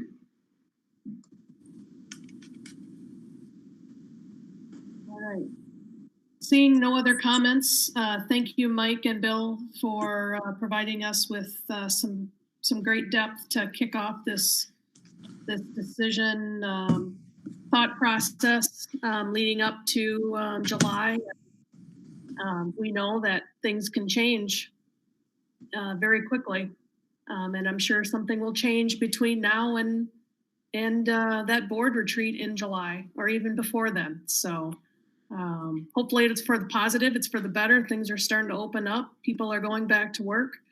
So hopefully that continues and everyone continues to stay healthy, and we will be able to educate people as best as we can in this situation that we're in. So thank you for the presentation. Moving on to item 8.5, which is the consideration to approve a resolution establishing the dates of filing of affidavits of candidacy for School District 720. There are three members that will be elected to the school board for a 4-year term on the November ballot. Sarah, would you like to take us through that? Yeah, I'd be happy to. As you know, there'll be a general election on November 3rd. Polls open 6 a.m. to 8 p.m. Also, as Christy just mentioned, we have 2 board members that their 4-year terms expire here at the end of 2020, McKeon and Tucker. And we have one-year appointment that expires at the end of 2020 also, which is Tim Brophy. Ultimately, that equals 3 seats on the ballot for 4 years per seat. We just wanted to highlight, because it feels so early to be talking about a filing for candidacy here at this time of year, or let alone into the summer. We felt like we could really hopefully get some people's attention before school lets out, to let them know about this filing period. So we'll begin to talk about this in a variety of different ways and share the filing period in a variety of different ways as soon as possible. We're looking at a filing period, and this is statute driven, July 28th through August 11th at 5 o'clock. The filing period would close at 5 o'clock. There is a $2 filing fee. And then I included just a screenshot from the affidavit of candidacy from the Minnesota Secretary of State, indicating the 5 points of affirmation by a candidate that they need to affirm. After the election, then November 9th, we have a school board business meeting scheduled, in which we would canvass the election results from the general election, and that's within the statute-driven window of time. And then these 3 terms would begin January 4th of 2021. So we have, we have a resolution. Is there any questions on that first? Let me offer that first. Real quick, Sarah, I believe you had 8 or 6 a.m. I believe it starts at 7 a.m. Oh, I still have my judge hat on, and that's the time that those judges appear. You're so right. Yeah, so right. I remember getting there at 5:55, but polls do open it. You are so very right. I appreciate that. Thank you, and I'll correct that as soon as we're finished here. I'll correct that on in-board book. So I appreciate that very much. What you have in front of you now is the resolution. It doesn't have any reference to my error on the time the polls open. It doesn't reference the general election day, so there is no cause for concern on passing this resolution as it's being presented to you today.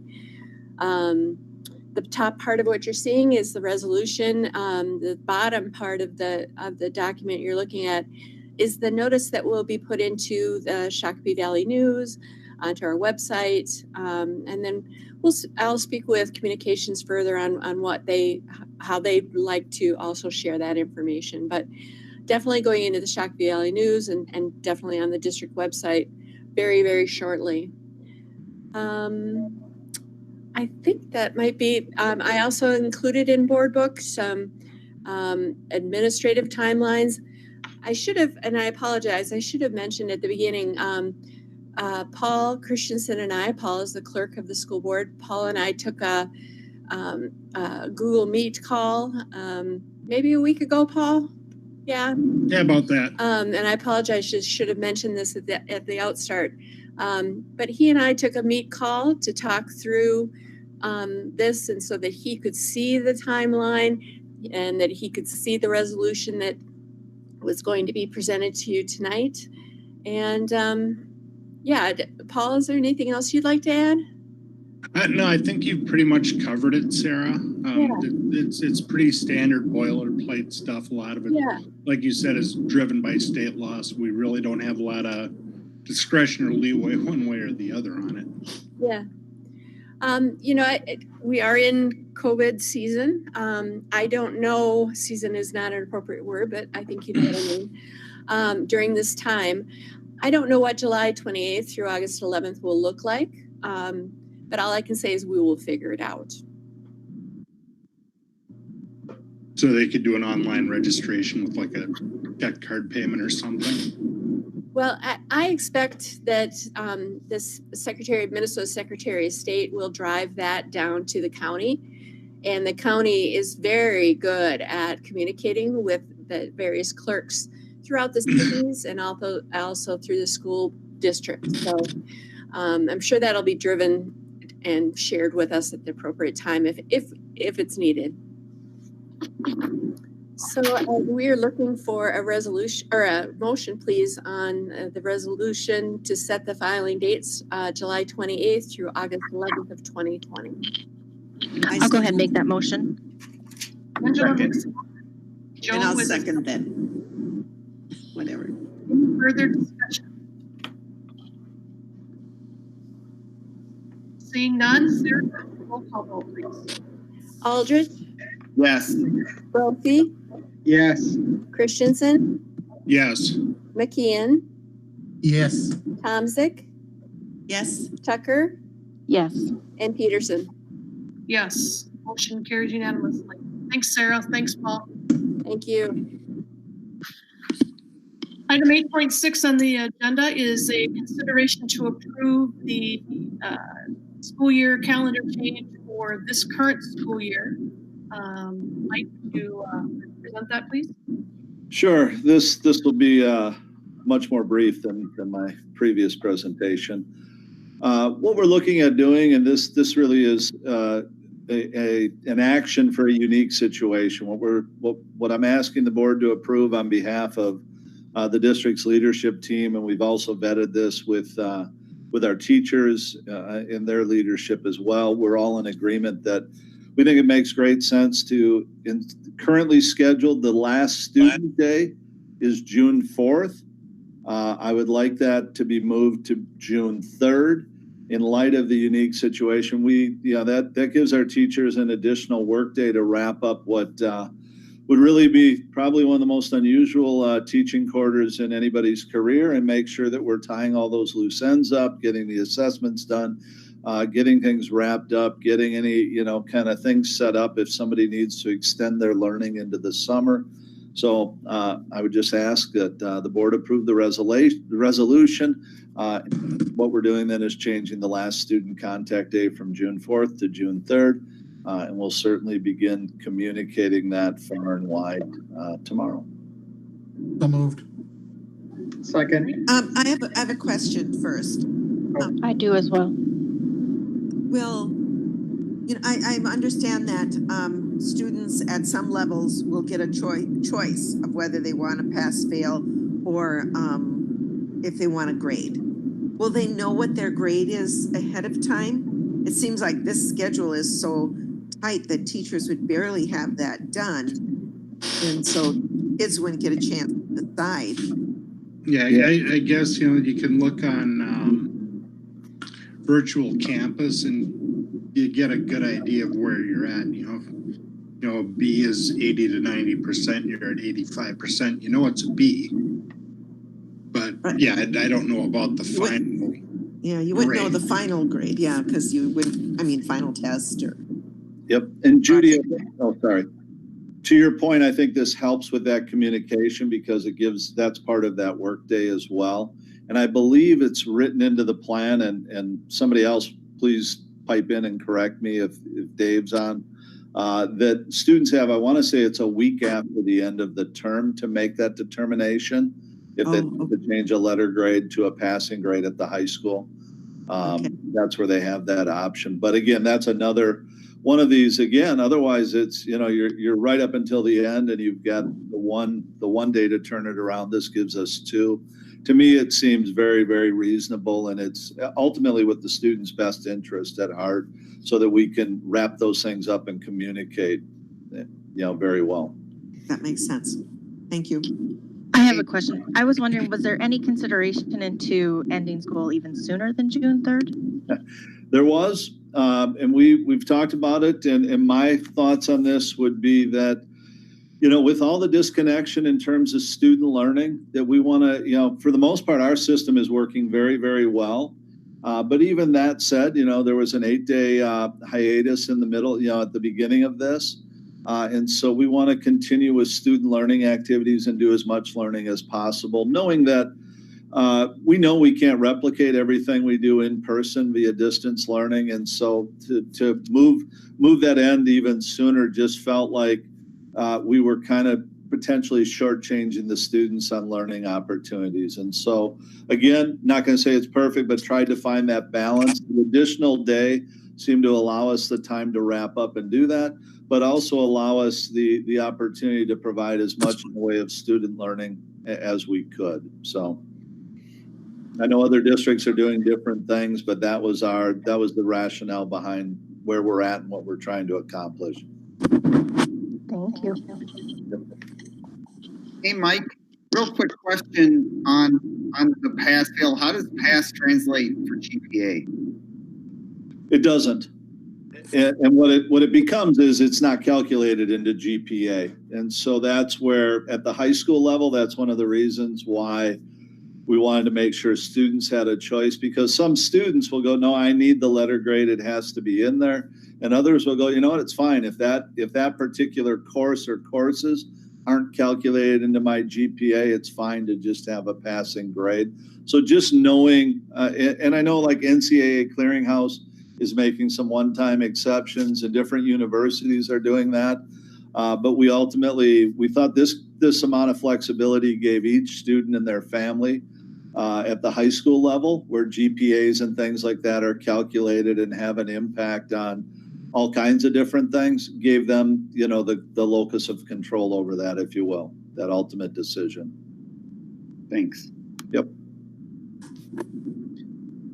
So before we do our roll call vote, I thought it was interesting, maybe Mike, you can shed some light on this.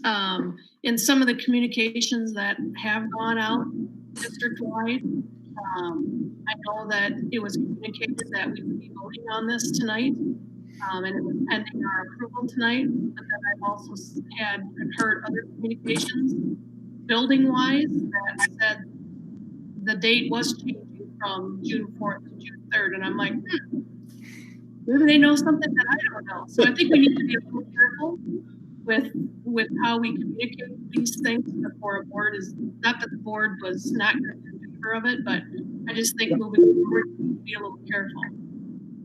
Yep, we certainly do, and I appreciate that, and I agree, and I think that's fair criticism, but also trying to get trying to get information and couch it in that language so that we try to couch it as though we thought there was a high probability this would be approved. If it isn't, I think it lands on my shoulders, and I'll own that and communicate that as well. Christy has a good point. I have it on good authority. There are some science teachers at East that are already planning for the change, and I was cautious to say it was an agenda item that was pending approval, but noted. All right, so we had a motion, I believe it was by Matt. And I second, Christy. Okay, and Tim second. Any further discussion? Seeing none, Sarah, do a roll call vote. Aldrich, Yes. Brophy, Yes. Christensen. Christensen, You're muted, Paul. Yes. thank you. McKeon,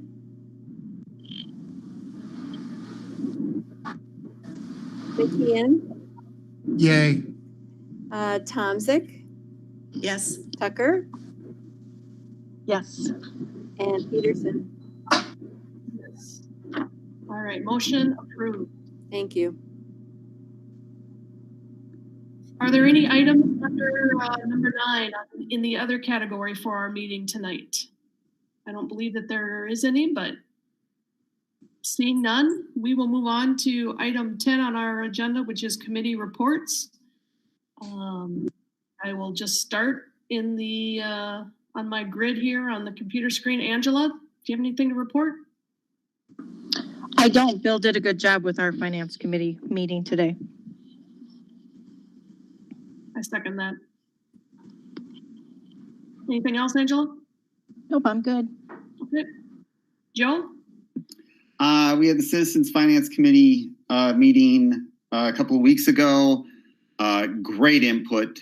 And I know that we're going to meet a few people that are going to be presenting at the June 22nd school board meeting, I believe next week sometime. And yeah, the finance committee meeting today basically was presented all on the during this meeting. So that's it. Thanks, Joe. Matt? Nope. Okay. Judy? Facilities, Bill covered some of the facilities stuff going on, especially LTFM, and a lot of those projects are ahead of schedule because the buildings are pretty empty, so they're progressing on those real well. And the setting up of Pearson as our new child education area is going well. And it looks like the south site is heading down the road and everything goes well. I think it's going to be available for use in the fall, depending upon what's going on in the fall. And still looking at a bathroom addition to the ELC, collecting bids on that project. And that looks like a good project too. All right, thank you, That's Judy. it. Paul, do you have anything? No, not really. Tomorrow night we're having the Southwest Metro School District meeting. So our next meeting, I may have some things for everybody. Other than that, you know, Keith, great job with that email in response to the one I think we all received. You're very nice and diplomatic about that. Okay, Tim, did you have anything tonight? I did have a meeting with the Shakopee Diversity Alliance as the liaison to their board. They were actually looking at something similar that we had considered, inviting youth to participate on their board. So there's more to come in the future of that. And of course, they're adapting to this new online meeting format as well. But that's it. Thank you. Bob Greeley, I see that you are on. Did you have anything that you wanted to share with the board tonight? Oh, sure, absolutely. I'll try to be quick. Working on a lot of driver's education stuff right now. We're trying to get our behind the wheel lessons back on board, hopefully the next week or so, but we have a lot of things we have to do as far as guidance for social distancing in youth and student programs along that line. We got our classroom sessions that are being taught right now and coming up the next few weeks are all online and to be determined what summer looks like. Right now, it looks like it'll probably be online if we have to go a ratio of 9-to-1. So we'll see on that.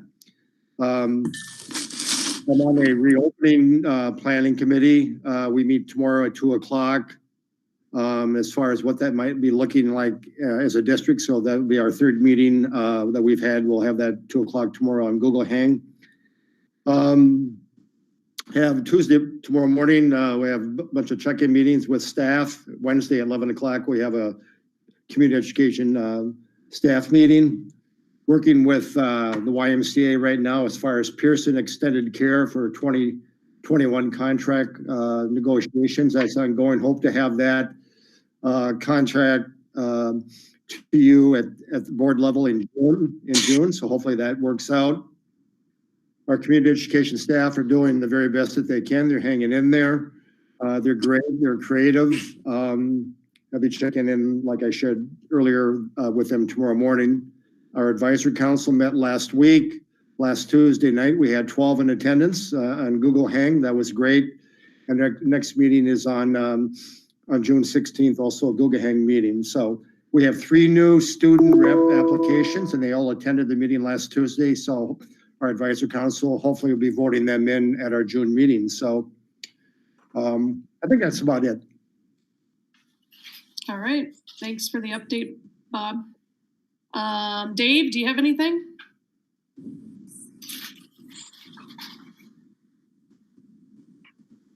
Yeah, just a few quick things. One, I put in the chat that form to request a pass will be online and available till June 11th, just for clarity. We continue to track enrollment. Interesting, between April 17th and May 15th, we added, I think it was about 50 kindergartners, so that was good. We're still tracking quite a bit behind where we would like to be, but enrollment is really difficult right now, even though we're still accepting them online and our buildings are working. But I thought that was a pretty good number. I think the exact number might be 58 kids that we added, so that's good. And that's it. All right. Bill, did you have anything? The only thing I was going to add, the cells that were not calculated correctly in the PowerPoint presentation from earlier have now been corrected, and thanks to Sarah for uploading that. So that is correct and uploaded now if you'd like to go back and print that off, or it's correct on the website. Okay. Thanks, Bill. Sarah, did you have anything else? No, I don't this evening. Thank you. Thanks, Sarah. And Mike? I do not. I guess maybe 2 quick things, which I think I shared in the wrap, but maybe worth sharing publicly. Our last day of providing childcare for the children of essential employees will be June 5th. The YMCA is planning to run something akin to their typical childcare programming then after that. We are planning to continue with our food distribution the way we've been doing it through at least June 30th. And I applaud the efforts of Deb Ross Cohen and her staff. They've just been doing a fantastic job. So. All right, and I'll just add one thing. We are going to be doing the first school board coffee chat on the 27th. I believe Joe and I will be on. If there are any community members that would like to ask questions of the board, they can do so at that time. So obviously we were ready to go with these in person when COVID-19 hit. So hopefully we will have a good turnout. It's from 7:30 to 8:30 in the morning. So look forward to speaking with the community then.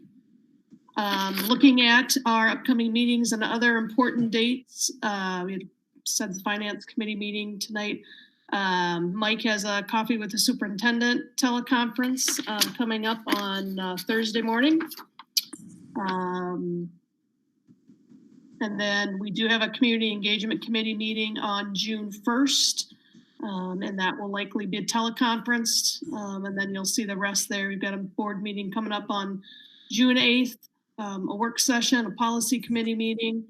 And then the 17th of June, we have the facilities committee meeting. And then June 22nd, another business meeting and finance committee meeting.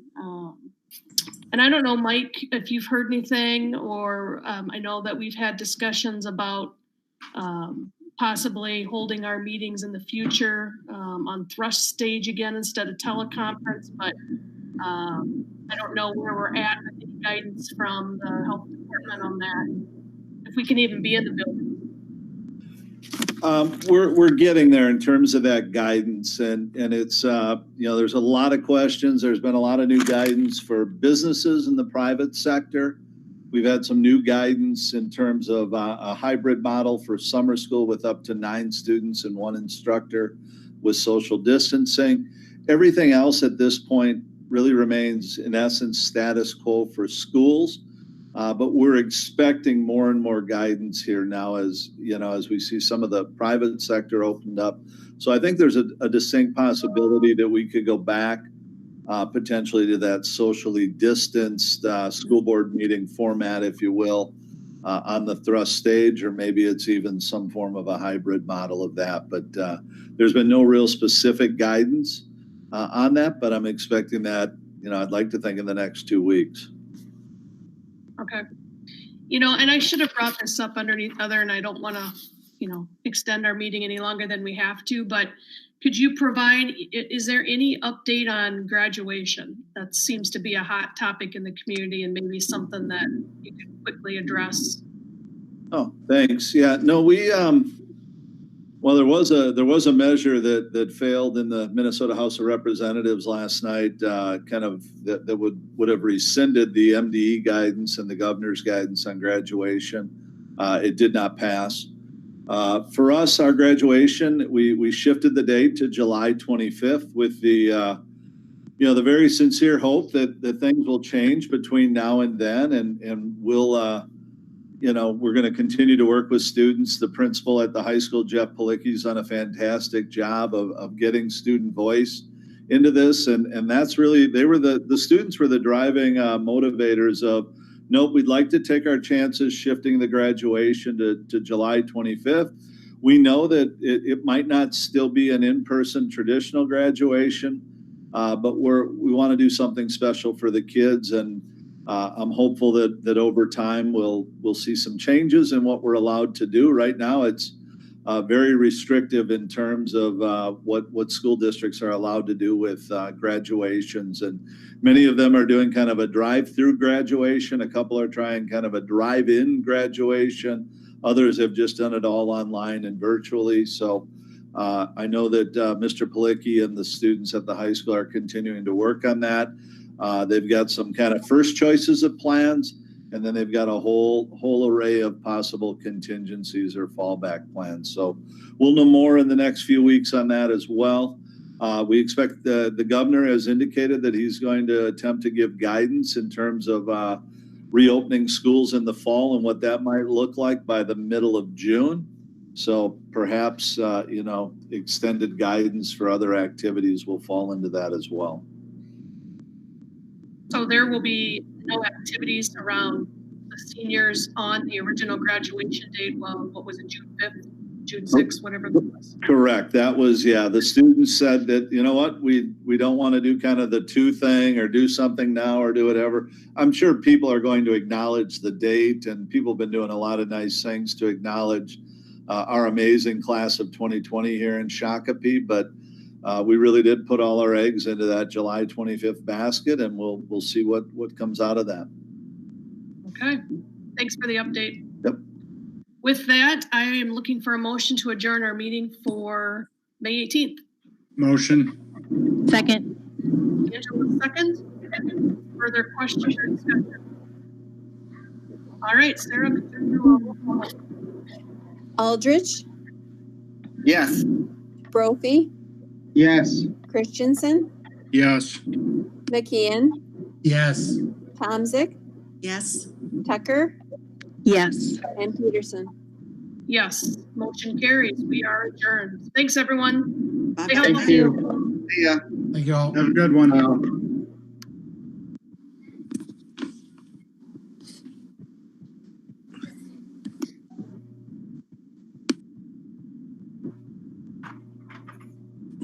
All right, good work. Thank you. Thank you. Turning everything out.